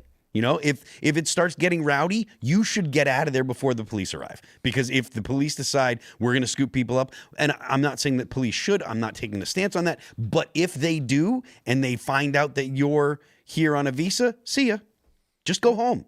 You can have your opinions. You can type them on the internet. But if you're going to a protest and you're going to make a stink and make noise and the police end up picking you up, beat it. No, I understand. Like I said, for me, it's a dance. For me, it really is just because as somebody who's pro-Israel and was dealing with a lot of the pro-Hamas protests and all stuff like that, and I recognize it would have been so much easier just to get rid of those people from those crowds and allow the people that wanted to peaceably carry on with their lives to go. And then it butts up because I always look at free speech as an absolute, and I recognize that we've made rules around it and we make concessions on that. And this would be another concession on that is from my perspective. And it's anytime there is a concession when it comes to the First Amendment, I'm always would err on the side of the first than I would on the side of the government making a new rule. Yeah. I mean, fair point. Fair enough. Indeed.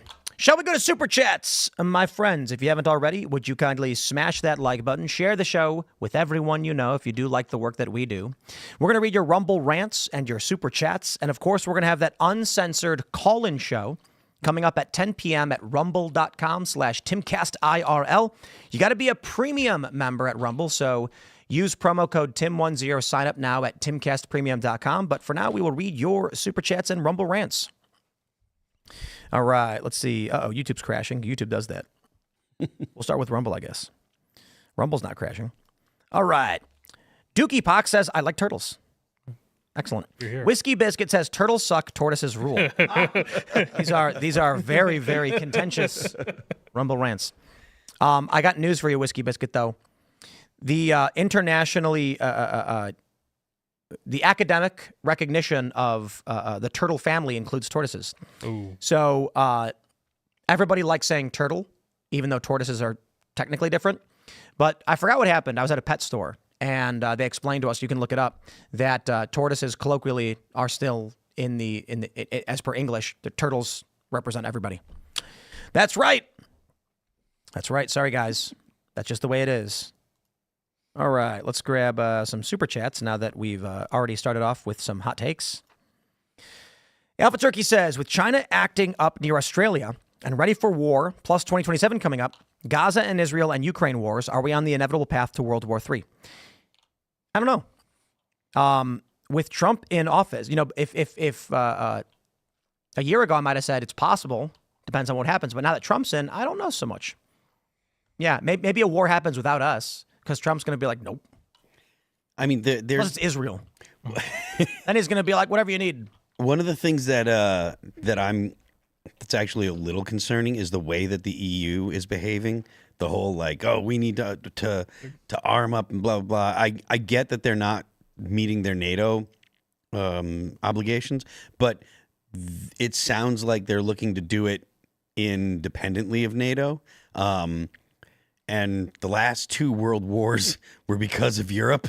Yeah. And I don't want to see, a third world war because of Europe. So, well, there was an amazing tweet that somebody put, I don't know what you call it now on X, but an amazing post on X where a person from Germany said, hey, Europe, just checking. You want us to march across Europe and to go fight Russia? He's like, just checking this time. I want to get that out of the way. But are you guys sure? Exactly. Like, you really want us to do this? Because we wasn't cool last time. But one of the things to me, I don't think there's a world war possible because, like, there's one of two realities that exist. Either because liberals love to act like if we gave Ukraine a bunch of money, they could defeat Russia, which I don't think is a reality. But let's just say it was. Let's just say the least funded and the least military equipped country in all of Europe could defeat Russia. Okay, cool. Now they're not a world power anymore and we don't have to worry about them. Like one of those two realities has to be true, because if Ukraine can beat them, they're not our enemy. They're not our worry anymore. True. But if you can't beat them, now Europe knows you can't beat them without us. They don't go to war either. So either one of those realities keeps us from having world war. Yeah. Good point. All right, let's grab some more. We have Horsehead saying, Tim, did you see your good friend Emma Vigeland mocking Peyton McNabb being injured? What a real winner. I did. I, in fact, did a whole segment talking about it, saying, thank you, Emma. We need these things to win the midterm, so please mock young women who are brutalized by men. I insulted her. I saw your in a very vulgar way. All right, let's grab this. What is this? Kenneth Hart says, PCC uncovered a pretty serious genocide active in Congo. Congo?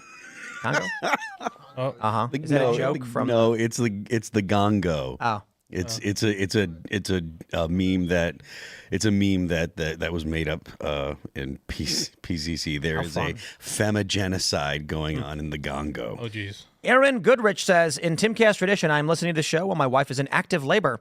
There you I go. will welcome my fourth daughter, Helena, likely by the end of the show. Congratulations. Good sir. Congrats. Absolutely. And give my best to your wife. I'm sure she is working very hard right now. A very difficult thing to do. Doug Blask says, shout out to Discord's 7 Days to Die server, now running Darkness Falls. My friends, you want to play 7 Days to Die? Join the Timcast Discord server. Go to timcast.com. Click join us. Sign up. The Discord server, for those who don't know, it's a big chat room. If you're asking yourself, how do I get involved? Are you tired of sitting there on your couch, flipping through YouTube channels, wondering how you can actually get involved and help make a difference? One way is to meet people. You can do that however you want, or you can get started on the Discord server. Timcast.com, you get active, 20,000 plus individuals. They're all hanging out. You'll make friends, and this will create that connection between you and them. And who knows? Maybe you will launch the new podcast or make a new video game or a new comic book, and you change the world. I thought they were talking about the Killswitch Engage song, When Darkness Falls, which is a very sick song. Is it based? All right. Tyrant God says, the childish display from the Democrats during Trump's speech was funny because grow the F up, but also angering because of the disrespect it displayed. But I agree. But part of me is like, when a child has a temper tantrum Do we not understand that they lack the cognitive abilities to calm themselves? Their brains are not fully developed. So for the developmentally disabled Democrats, they can't help themselves. I feel bad for them. Well, going along with the kid analogy, that's perfect because, when you raise children without consequences, they continue to act that way. Hey, here we go again. Bagus Rada says, Tim, the story on the newborn being thrown at the window is why I disagree with you on the death penalty. No, it isn't, because that means you don't understand what my argument is on the death penalty.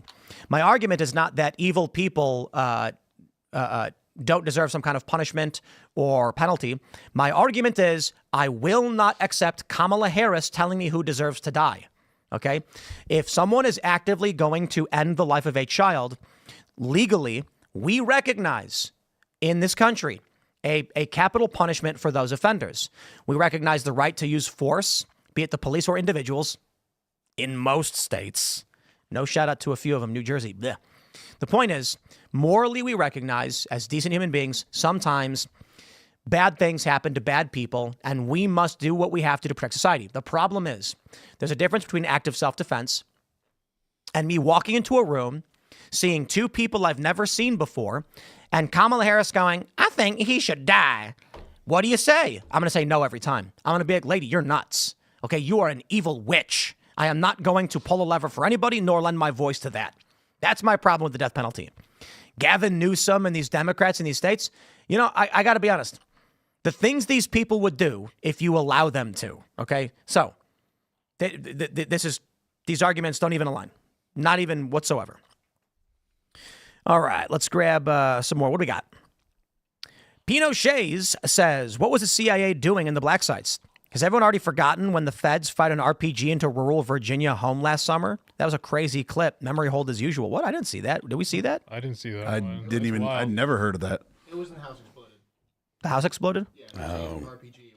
It was not an RPG. Yeah, no, that was Oh. the one with the gas line. Oh, I mean, the gas line is that's the cover story we hear on all the movies.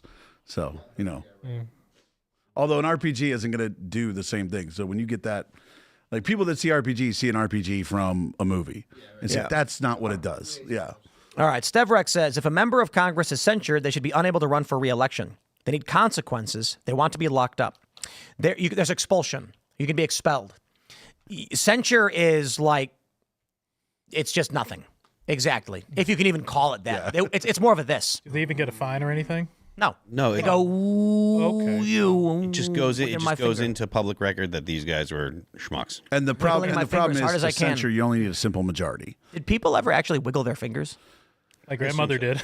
Yeah, wagging your finger? No. Yeah. No. That's what they do. Don't touch those The cookies. problem with ending the censure on re-election, you doing that would be because you only need a simple majority to censure someone. Mm-hmm. Yep. And so the minute Democrats had power, they would censor every single Republican in Congress and make us elect all new people, which I would not be super opposed to. And the minute Republicans had power, they'd sit there and go, well, we can't do that. Exactly.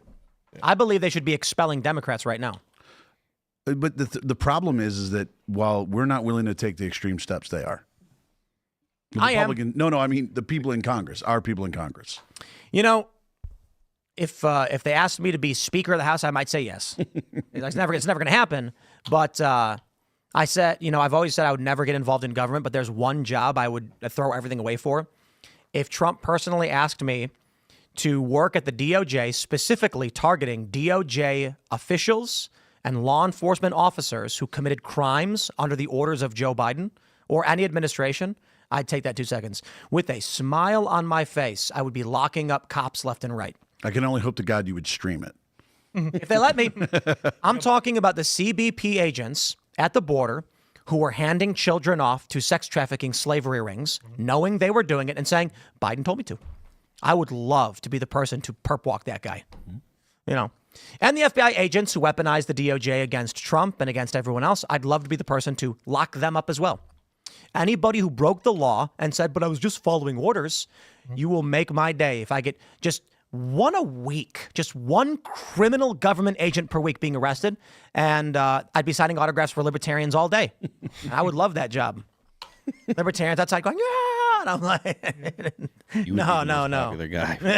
For Yes, absolutely. Without a doubt, you'd be the most popular person you'd be the most popular person in government. Libertarians have not had this much winning like ever. I think, like, seriously, the behavior of Donald Trump and the things that Doge is doing are stuff that libertarians have been dying for and begging for. Ron Paul's in contact with Elon Musk regularly to talk about Doge and things that should be cut and stuff. So libertarians right now are ecstatic. So if Tim could actually go in and actually put people in jail, I mean, that would, well, to think they got that way by nominating their worst candidate ever. Yeah. yeah, I mean, I don't know if it's the worst candidate ever, though. Bill Weld is a candidate. These CIA officials who lied to get Trump impeached, all of these evil people who have taken a dump on the vision of the founding fathers, the Constitution in this country, all of the federal law enforcement who cover up and protect crimes, who refuse to do their jobs, or the CBP thing is the biggest thing. Because they knew that these children coming across were being sold into slavery, and they said, boss told me to do it. Each and every one of these CBP agents, every airline pilot who transported illegal immigrants, I would be arresting everybody. Just right to jail. If you're an airline pilot and you knew that you had illegal immigrants on your plane, because there were so many reports of this, that the Biden admin would load up illegal immigrants onto a plane, and the pilots were like, whatever. Boss said it was fine. I would arrest that guy so quick. He'd be like, but I'm just a pilot. And I'm like, did you transport illegal immigrants across state lines? Yes. Oh, you're under arrest. I don't care. Bye. When I was flying back from Houston last year, me and my wife had an illegal immigrant sitting next to us. They had one of those pamphlet things. Remember they handed those out? Yep. She had 3 brand new cell phones, like this whole thing. And I asked her, I'm like, so, and using my phone because I don't speak Spanish. And I was like, so where are you coming from? How long's your journey been? She's like, 6 months from Guatemala. And I was like, oh, you look, she's like, I'm 4 months pregnant too. And I was like, oh, geez. People need to understand, we live in a society, it is changing under Donald Trump's leadership. We live in a society where airline pilots knew what they were doing was wrong, transporting criminal illegal aliens into this country in violation of the law. It is a straight up violation of the law. 8 U.S.C. 1324. There's no question about it. And they thought to themselves, there's no punishment for committing this crime, so I'll do it anyway. We must return to a country where an airline pilot for American Airlines is standing there about to board his plane, and when his boss says, we've got 15 people who enter the country illegally, they don't have identification, and you will transport them, he says, hell no, I won't. I don't want to go to prison. Or I'd love it if he said, well, that would be morally wrong, sir, and I won't do it. Let's just not forget. I'm not talking about Biden saying we're granting temporary status. I'm talking about people who did not have identification. We didn't know who they were. They weren't vetted for security, and we brought them on taxpayer dollars, and these airline pilots were like, what do I care? I can't get in trouble. I can't get in trouble when I do this. Imagine if every pilot, every single one, every flight attendant said, I will not board that plane so long as there are people on there that are not identified. I will not be in violation of the law. And their boss goes, don't worry, I said it's okay. And it's like, no, it doesn't matter because I'm the one who gets in trouble. It never would have happened. Imagine if every CBP agent said, I ain't transporting that kid to sex slavery. Are you nuts? Never would have happened. But we are in a sick country of amoral, dishonorable individuals. So many men who are spineless cowards who are like, my boss told me to do it, so I guess I have to. I dream of being empowered by the federal government, Donald Trump, to just go arrest all of them. A big old naughty list for every single person who was a spineless coward who said, my paycheck is more important than the fabric of my nation. I say, well, you broke the law, you go to jail. And you know what? To be fair, I'd make sure every single warrant and every arrest was 110%. No overzealous, emotional targeting of individuals. You either confess, we have video evidence and documented evidence, or we say, the idea being, we want to be very, very careful on this one, but we want to make sure people realize breaking the law, there is no excuse that my boss told me to do it. I don't care if you're in the private sector or in the public sector. Imagine someone saying, I took $10,000 out of the corporate accounts to go buy a new motorcycle for myself. My boss told me it was okay. Did you know you weren't allowed to take that money? Yes, but my boss said it was fine. You are going to jail. That's the truth. Why do we grant exceptions to these people when, I mean, it's fascinating to me. Boarding a plane with no ID. Who authorized that? If you tried boarding a plane right now with no ID, what do you think the flight attendant's going to say? You don't get on. You wouldn't even get that far. You won't even get that far. You get to six. You wouldn't get through security at the airport. So TSA agent, when they say they don't even take your tickets anymore. Do you know this? Yep. Oh, yeah. I mean, Take your ID, feed it in the machine. that's all you do now. They don't even look for your ticket. So what do you think would happen if you right now you went and said, "I don't need an ID"? They'd say, "Get out." Like, that's not true. You let illegal immigrants on all the time with these packets. But our boss told us we were allowed to do that one illegally. Okay, I'm gonna arrest all. Oh man, it would be a dream come true. You know what I do? I go to the TSA and say, on these dates, we had this one had 200 illegal immigrants flying without ID. This one had 200. Who was actively working the security checkpoints on those dates? You're under arrest.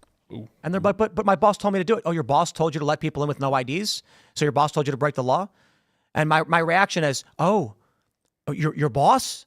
He told you to do it. Who was your boss? John over there? Okay, you're both under arrest. Thank you. Well, I thought we did away with the "I was just following orders" excuse after the 40s. I thought we weren't. We pretty much established that "I was just following orders" does not work, but for some reason it does when it comes to let's just say politically questionable activities. Like, they want to get away with stuff. It's just, I was told it's okay. It's like, you knew it wasn't. It's like, All right. Polly Perez says, Tim, you should get Newsom as a guest. We are on it, actually. Ooh. I don't think he's going to travel out here, though. Oh. I think the idea is he wants people to go to him, which, I don't know. I don't like going to California. I don't blame you. It's not that it's we don't do business with California. California sucks bad. The issue is it's a microscopic market relatively. So it's fascinating how much people romanticize Hollywood and LA, despite the fact that business-wise, it's the stupidest place to go to for most industry because no one lives there. I know LA's got like 13 million people or whatever, but take a look at any tour map, as Phil would know. How many cities are going to hit an East Coast tour versus a West Coast tour? Oh yeah, there's a lot more cities on the East Coast than the West More Coast. than half the population of the country lives in Eastern time. Yeah. So, Sergeant Buck says Michael Mouse was right again, as he often is. He often is, though I disagree with him on some things. He's often correct. He's a smart man. Very funny as well. We're big fans. Liberty Prime says if Trump told the left not to eat their own poop, they would eat it. Mm-hmm. Yeah. It's so depressing. Trump needs to actually do this. He needs to not advocate for not eating poop or whatever, whatever. But he should use the phenomena to his advantage by coming out and saying things like, don't donate to this nonprofit. They're really bad. And then it's like a conservative Christian nonprofit or whatever. And then they just get tons of money and bang. Well, I think there's that joke that boats are a conservative thing. Only conservatives own boats. It's like, you really want to prop up the boat industry? Let Trump say that boats are just for conservatives. Yeah. It'll be a big thing. Everybody will be like, I got to get a boat. Boats are fun, but they're money pits. But, You know what boat stands for, right? Bust out another 1,000. The joke is the best day of your life is when you buy the boat. The second best day is when you sell it. Yep. Mm-hmm. And then what kind of boat is the best? A friend's boat. A friend's boat. Mm-hmm. Buddy's boat. But this is true for anything too, just charter things. Yeah. I'm gonna let everybody in a secret. Have you ever even looked into a yacht charter? It's not expensive. So we rented a 70-footer in Miami for the day. That was fun. And it was I think it was $6,000 or $7,000. Now, hold on. You might be saying, Tim, that's expensive. No. It can fit 15 to 20 people. Everybody splits it up. It's a couple $100 a person to go out on the day on a yacht with jet skis, and they bring food and they cater for you, and there's a staff. So when you get a party of 10 or 15 people and everyone splits it, it's like $300 a person. So again, $300 ain't nothing, but we're talking about a vacation and what your budget is for it. You get your buddies together. Just sell the red cups for, really high prices. There you go. $10 a cup. That's right. It's a lot of fun. They have they had those little things you hold where you go in the water and then you press the button and it pulls. It's a little jet. Oh, the jet engines, yeah. And those are fun. You're swimming around. They had a bunch of other stuff like the little floaty pool that you could put behind the boat. Oh, that's sit on right. There. You can jump on there. The flat, flat things. Yeah. Like you could, Who was it? Was it Alex who jumped off the back against the wishes of the crew? sounds about right. It's something Alex would do. I imagine it was Alex Stein because I can't imagine who else it would have been. I didn't jump off. I was. So they also have like an inflated ring with a net that they pull behind the boat, and you're in a little pool. Like it's amazing. It was a lot of fun.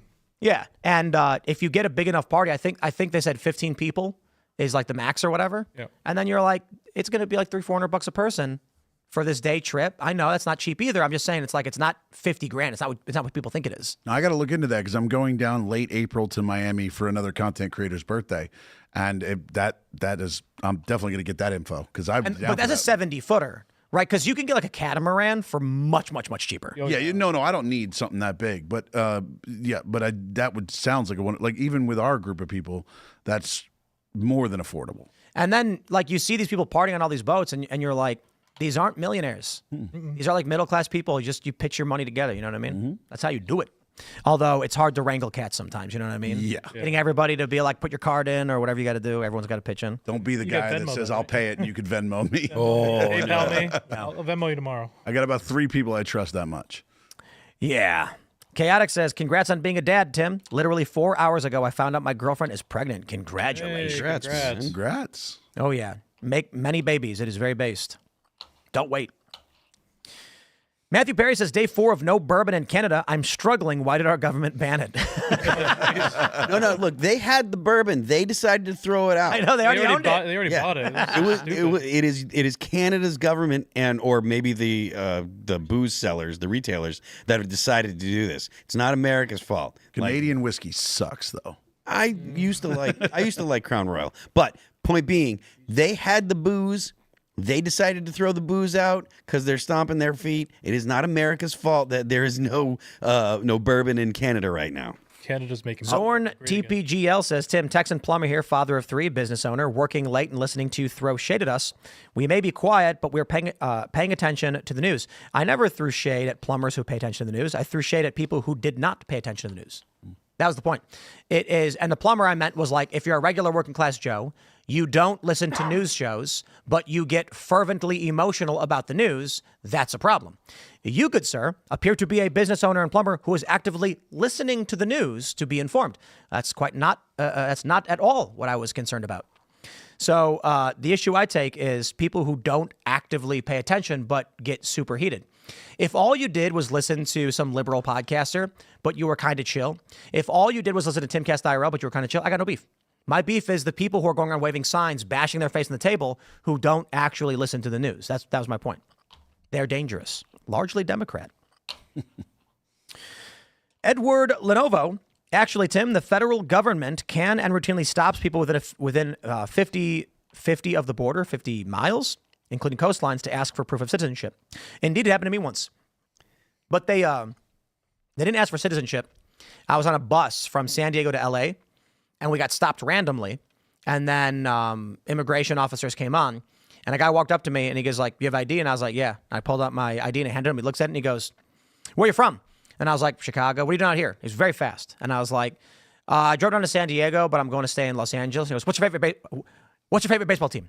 Real quick. And I went, am I supposed to say the Cubs, I guess? I mean, I don't know. Cubs is what everybody says, but I was on the South Side, so I guess a Sox fan. But I got to be honest, I'm a skateboarder. I don't pay attention to baseball. And he goes, okay, have fun, kid. Nope. And so the reason they asked the rapid question, real quick, what's your favorite baseball team, is because people who rehearse their answers and practice their pitch or whatever wouldn't have an answer. Mm-hmm. And so that's how they play it. Israel is famous for this. Oh, yeah. When a lot of countries do their security screenings, it's like, what are you coming in for? You look at the passport and you're like, tourism. And they go, okay.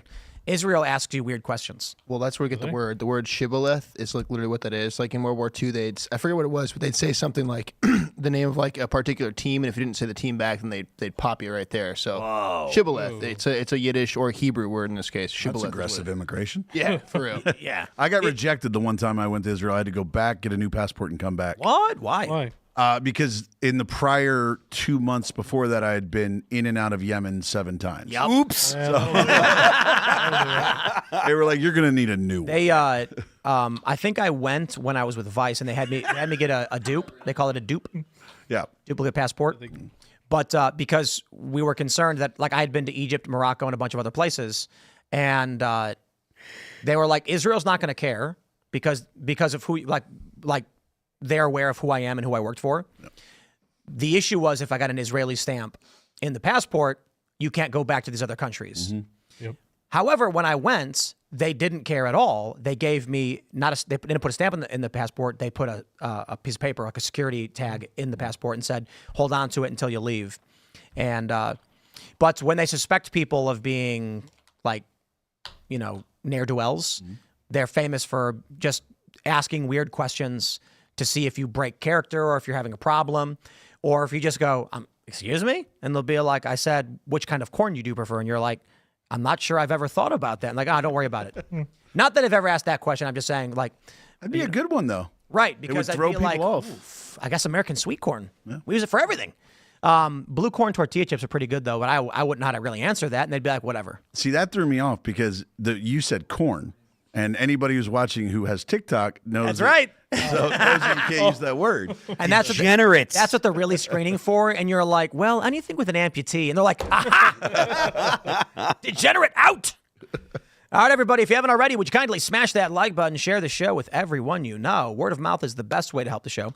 We're heading over to that uncensored call-in show, which means go to rumble.com/Timcast IRL, and we are going to get uncensored and talk to you and answer your questions. You can follow me on X and Instagram at Timcast. The Older Millennial, would you like to shout anything out? No, I mean if you know me on social media and you're watching this, you probably either are a fan or you hate me, which is perfectly fine. But either way, whether you hate me or you're a fan, you should definitely subscribe to Timcast IRL, and you should definitely become a member on Rumble so you can actually see what we'll say afterwards. Look at this guy. He's great. You're my favorite guest. Thanks for hanging out, man. We got Chuck. What's going on? Hey guys, that was a lot of fun. You can follow me on X at Frank_TrueBlue. Join Rumble Premium. Check out the Green Room. It's a lot of fun. And let's get to the after show.